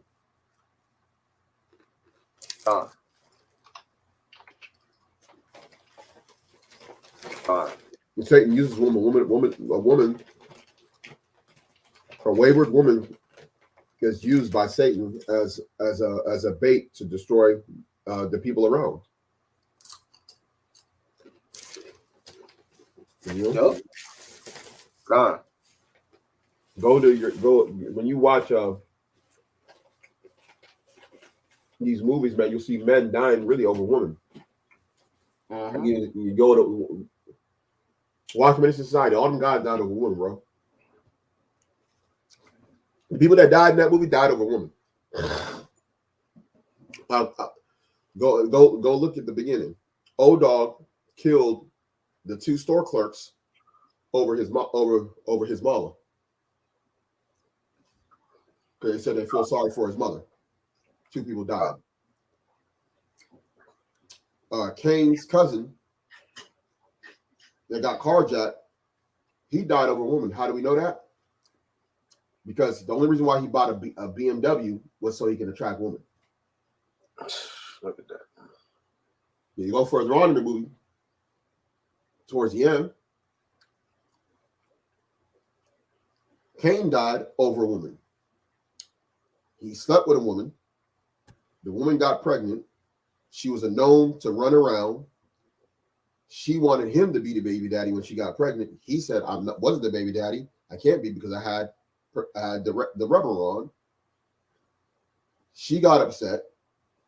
She tells her brother. Her brother comes, fights Cain, gets beat up by Cain, and he comes back to kill Cain. And killed his homie too. The Muslim brother, the Muslim guy. He got shot in that drive. He got killed in that drive-by as well. All those people died over women, bro. God.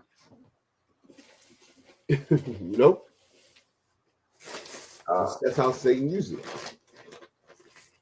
He uses women. Any woman, they go out unscathed. Oh yeah.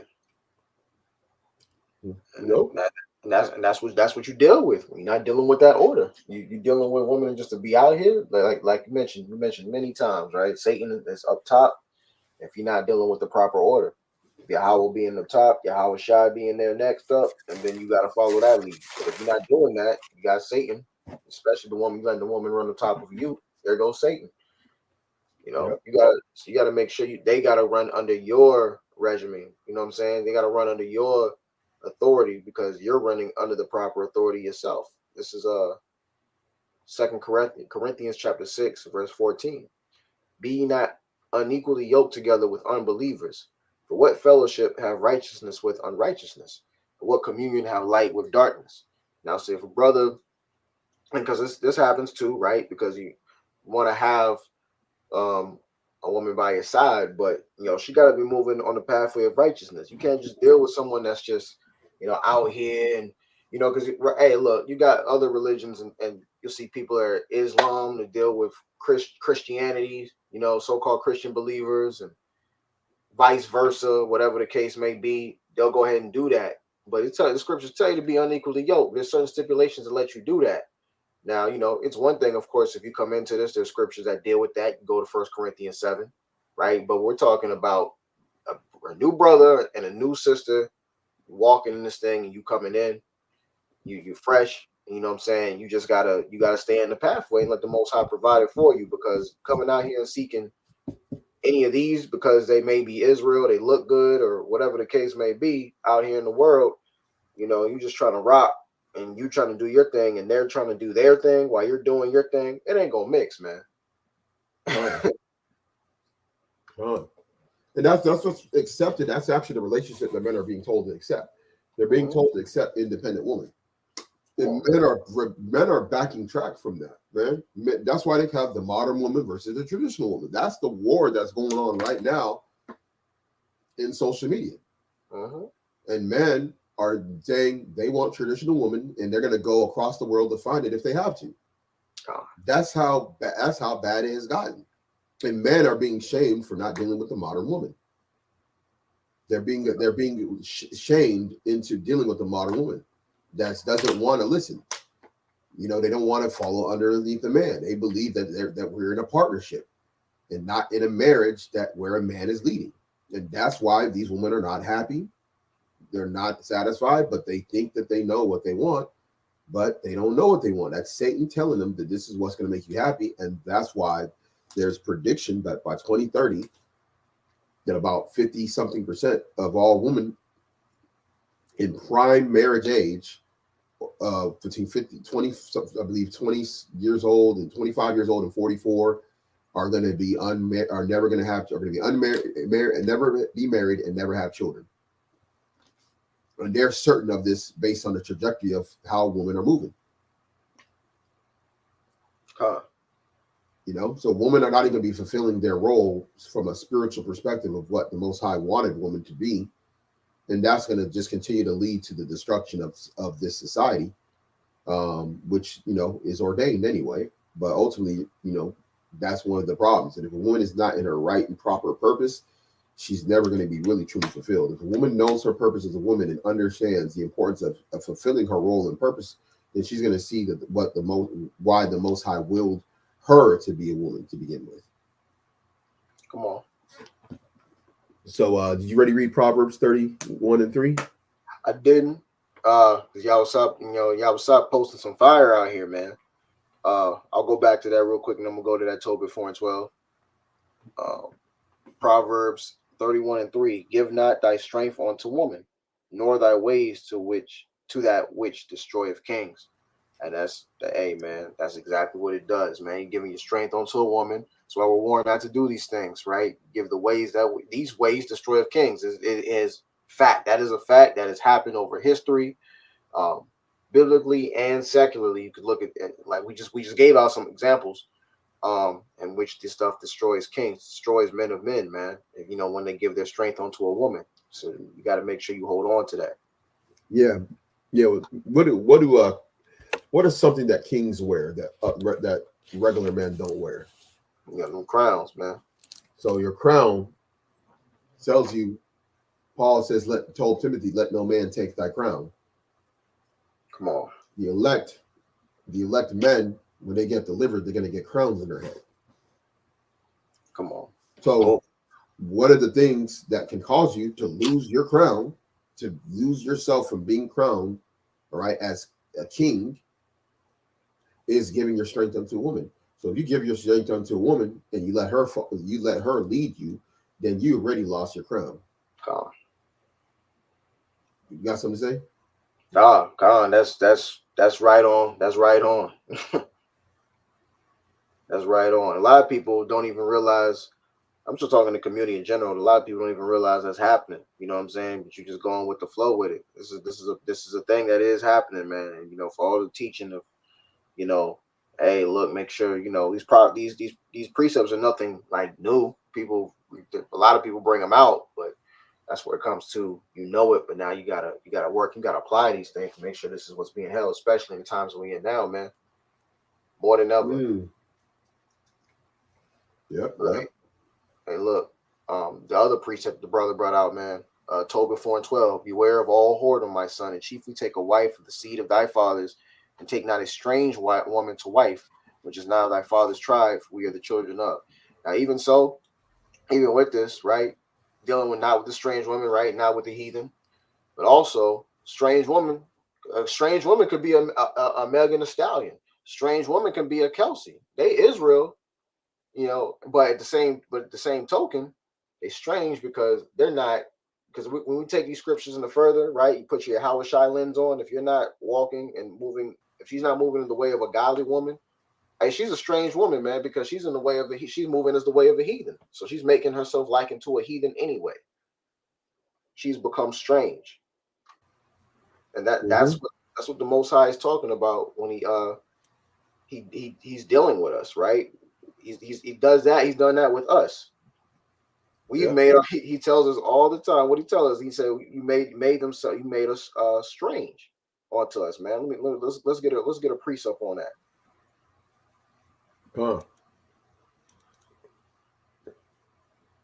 Got a lot of them right here. Hold on.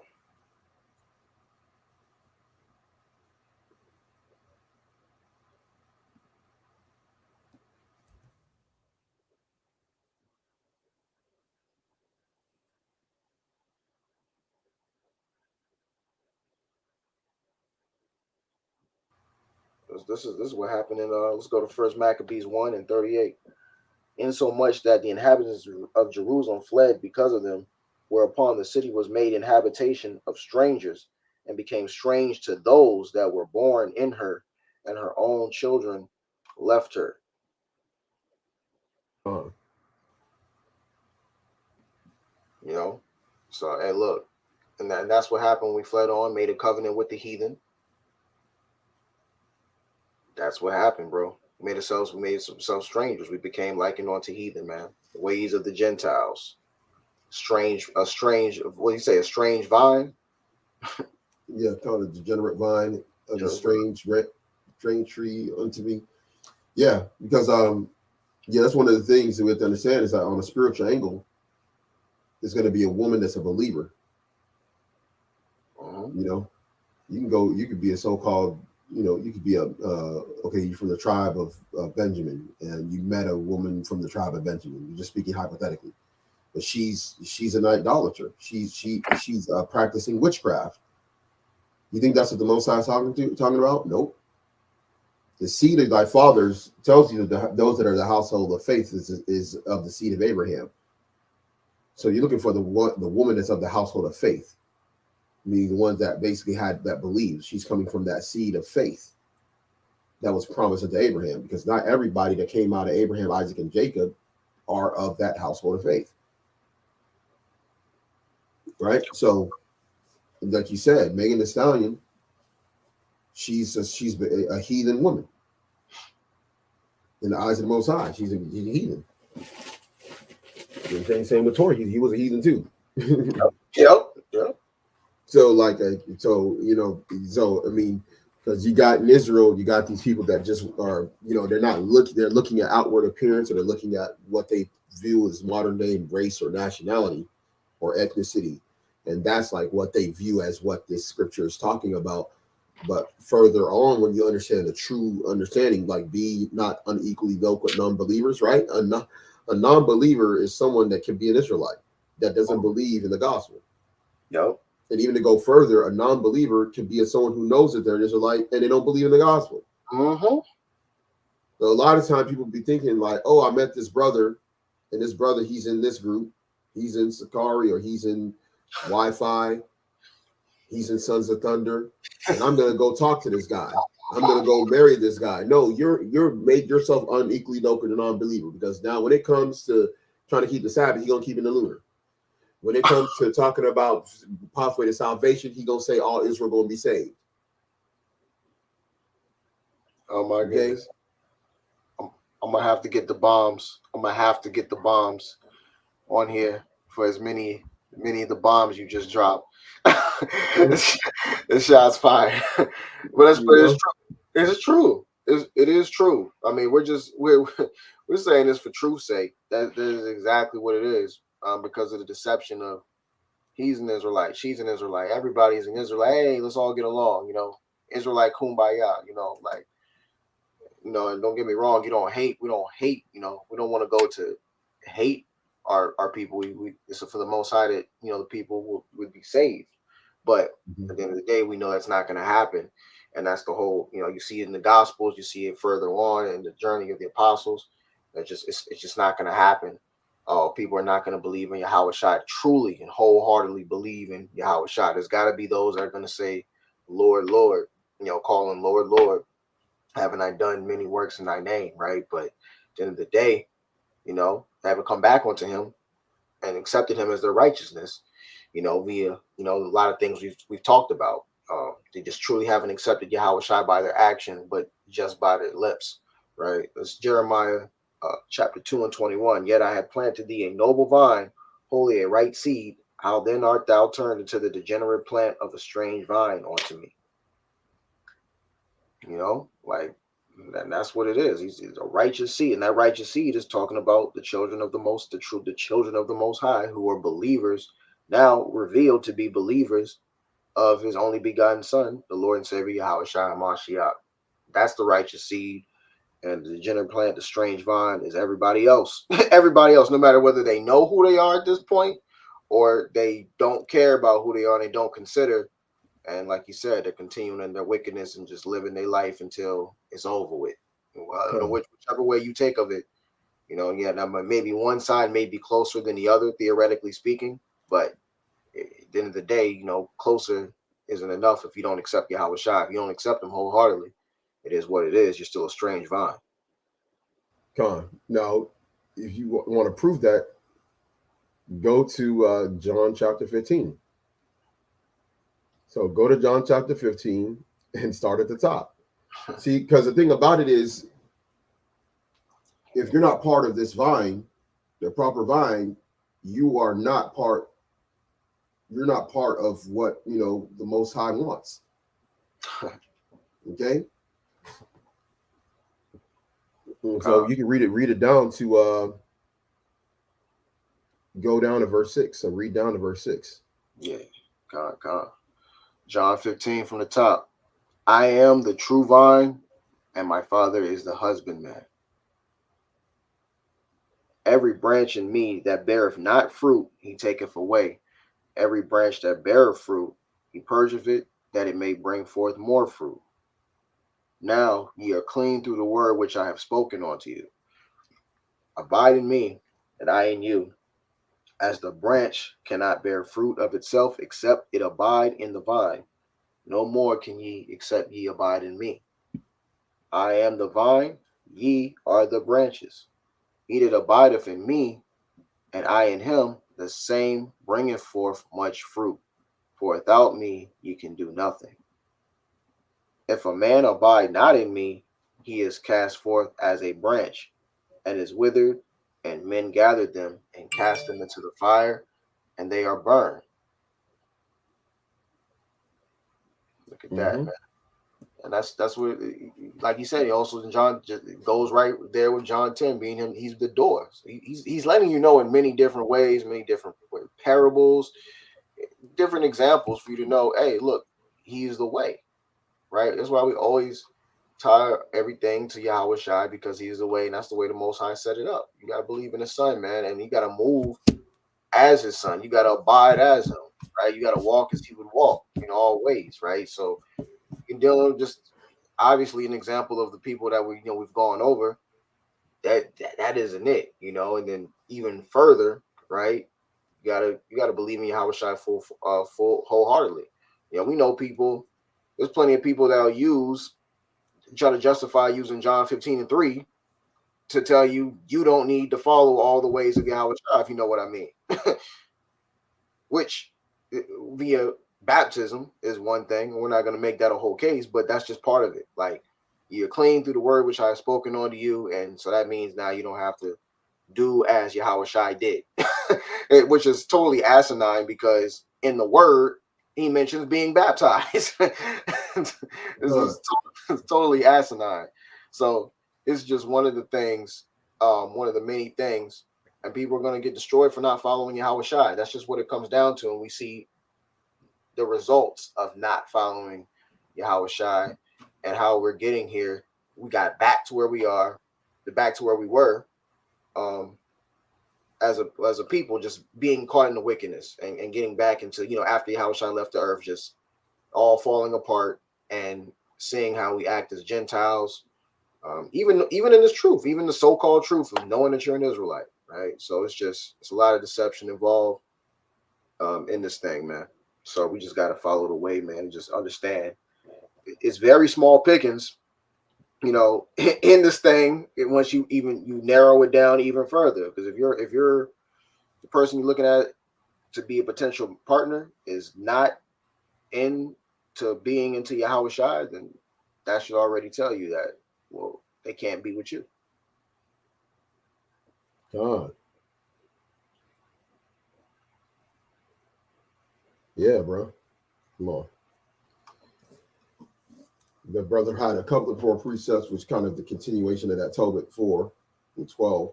But it's true, yeah, inherit the land. And that's why we tell brothers and sisters to marry, when at least when you get into the faith, if you are not married, wait it out for another believer. If you were married, if you're already in a marriage when you became a believer, and your husband or wife is a non-believer, like Paul said, stay with that person if they are pleased to dwell with you. If they depart and they don't want to be with you any longer, let them go. But for those of you that are believers, try and wait for another believing brother or sister, so that way you can even be more blessed. Because now, if you got two people that have believed in the proper gospel and y'all are linked together, that's way more powerful. The Most High is going to give y'all a lot more favor as well. And that's why that's there in the book of Tobit. Ultimately, when you look at the grand scheme, the ultimate end value of it, of what you just read in John 15 and 16, you cannot be attached to this vine unless you've gone through the proper process to be attached to the vine, which is Yahawashi. Right? So just because somebody calls themselves an Israelite does not mean they're part of the vine. Okay? So you want to be with somebody that is attached to the vine just like you are. So that way both you and that other person, whether your husband or your wife, depending if you're a male or female, can bear fruit together and remain in the vine and inherit the land, like the brother just put at the end. God. So go ahead. Oh, I'm slack, yeah. No, slack. Go ahead. No, I'm finished. I just wanted to throw in real quick.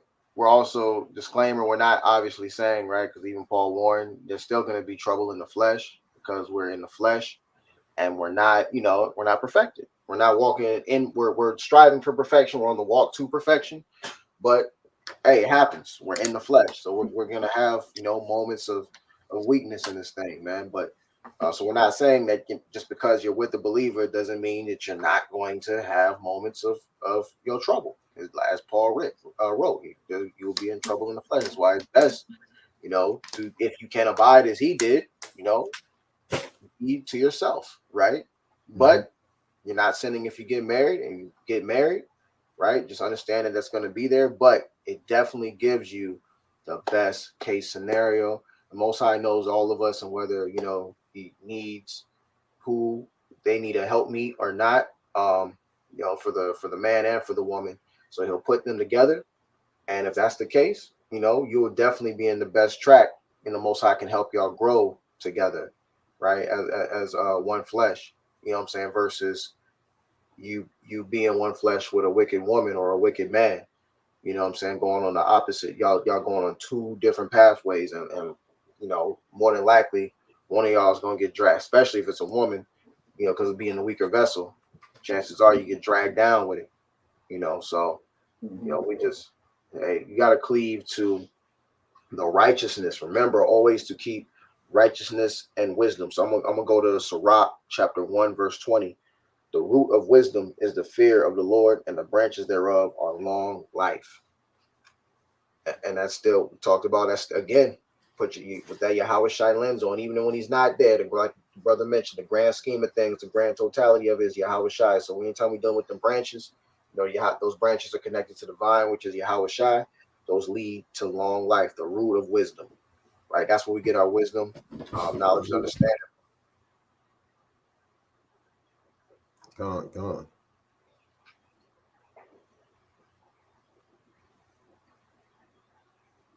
Shoot, I got one more. If you give me just a second, we get one more.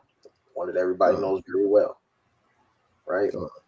Matthew 6 and 33. Seek ye first the kingdom of Yahweh and his righteousness, and all these things shall be added on to you. And this is a big one because, hey, look, this is one that everyone should remember, and it just stick to your head. It should be like, a wake up, like motivational scripture, because at the end of the day, it's easy to get caught up into thinking about things here in this world, because this is where we're currently at, right? This is where we're currently at. And again, we're dwelling in the flesh, but you seek the kingdom of the Most High and his righteousness. The things that you need, he's going to bring to you, right? That are necessary, because a lot of things, hey, the flesh do us no good. Paul was writing about that in Romans 7. So, you get caught up in wanting things that you don't need. You really don't even need. You really shouldn't have. And you see, it leads the wages of sin of death. It leads to destruction. You see this type of stuff. It leads to destruction with this Tory Lanez, Megan Thee Stallion situation. And no good is coming out of it, right? But again, someone like Tory, you better go and change your name to Daystar, like your father said, and seek the righteousness of the kingdom at this point, man. Because hey, look, this we're heading to that end now. We're getting ready to hit that end phase, and that's what it's going to be. And then really, you could be living like a righteous player, you know what I'm saying, in the kingdom, because you're not dealing with any headaches. Look, y'all society is crazy. They try to brainwash you. I know we talked about this before too, but like there's a Fresh Prince episode. I'm gonna see if I can pull it up real quick before we get ready to stab out of here. But there's a Fresh Prince episode. I don't know if I'll be able to pull it up, but where Will, hold on. I think you already know what I'm talking about, though. You know what I'm talking about. Sure. Let me see. I don't know if it's on YouTube or whatever the case may be. If I can find that episode, it was like, let me see. I forgot the name of it, but basically, he wanted a wife that would argue with him. Like when she was perfect. Like this, like literally, I can't remember the episode, man. I can't remember the episode, but anyone that watched Fresh Prince, right? They know what it is. Like he wanted a wife that basically, when she in his vision, she was being perfect and doing everything, intending to everything that he would say, ask, or do. She was doing what she was programmed to really do. She was being in her natural state in his dream. And because she wasn't bucking back or fighting back as the modern day so-called black woman, would do, it was mind-boggling to him. He couldn't deal with it. He was like, man, I want a woman that argue back with me. Like, it's toxic. And Jake likes to deal with the craziness, you know what I'm saying? Because of, the toxicity is something that Jake it loves. It's embedded in their mind. Like, you complain about the situation, but then you like it at the same time. It's madness, right? And he couldn't deal with it. He was begging for a woman that would talk back to him. Gone. Gone.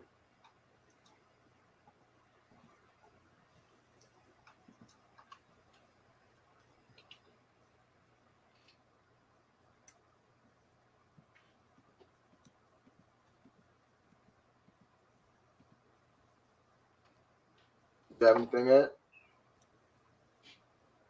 No, that's it. Con.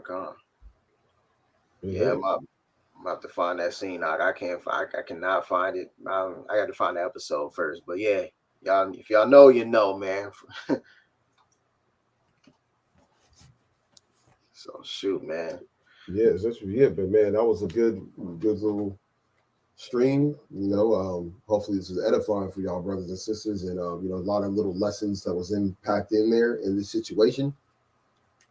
You know, so just be mindful. A lot of times, Most High will allow things to happen that are out there that we can learn from.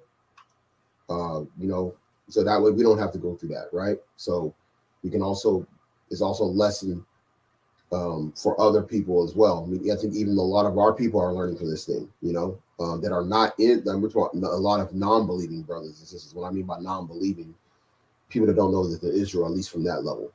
So, or not trying to follow after like the law in any way, shape, or form. I'm thinking they're having reflecting of their own situations, and they're not trying to be a partake in those type of situations as well. And you know, this right here is just a case example and point about how a man can be, you know, lose everything that he's built over just a one drunken night. Con. I'm gonna cap it off right here. Let's cap it off in Matthew 26.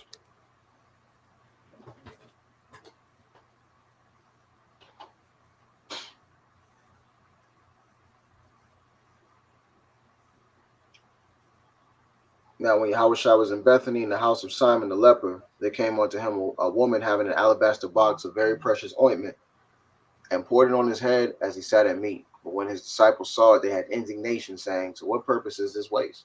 This ointment might have been sold for much and given to the poor. When Yahushua understood it, he said unto them, why trouble you the woman? For she hath wrought a good work upon me. For ye have the poor always with you, but me ye have not always. In that she hath poured this ointment on my body, she did it for my burial.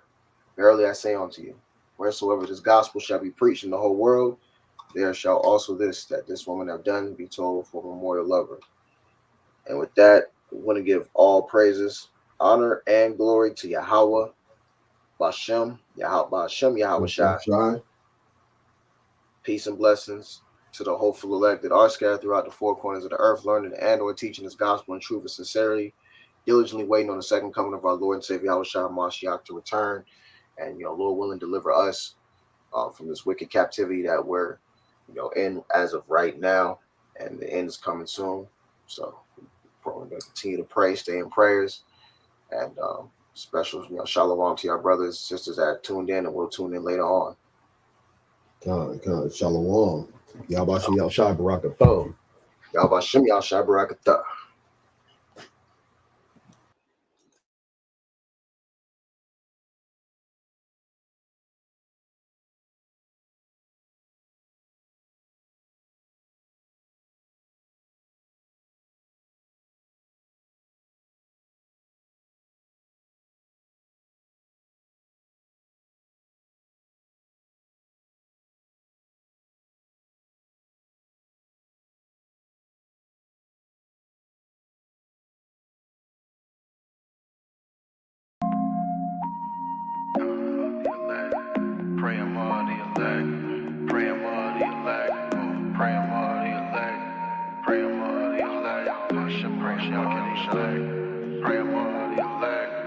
Our oppressors never wanna see we up.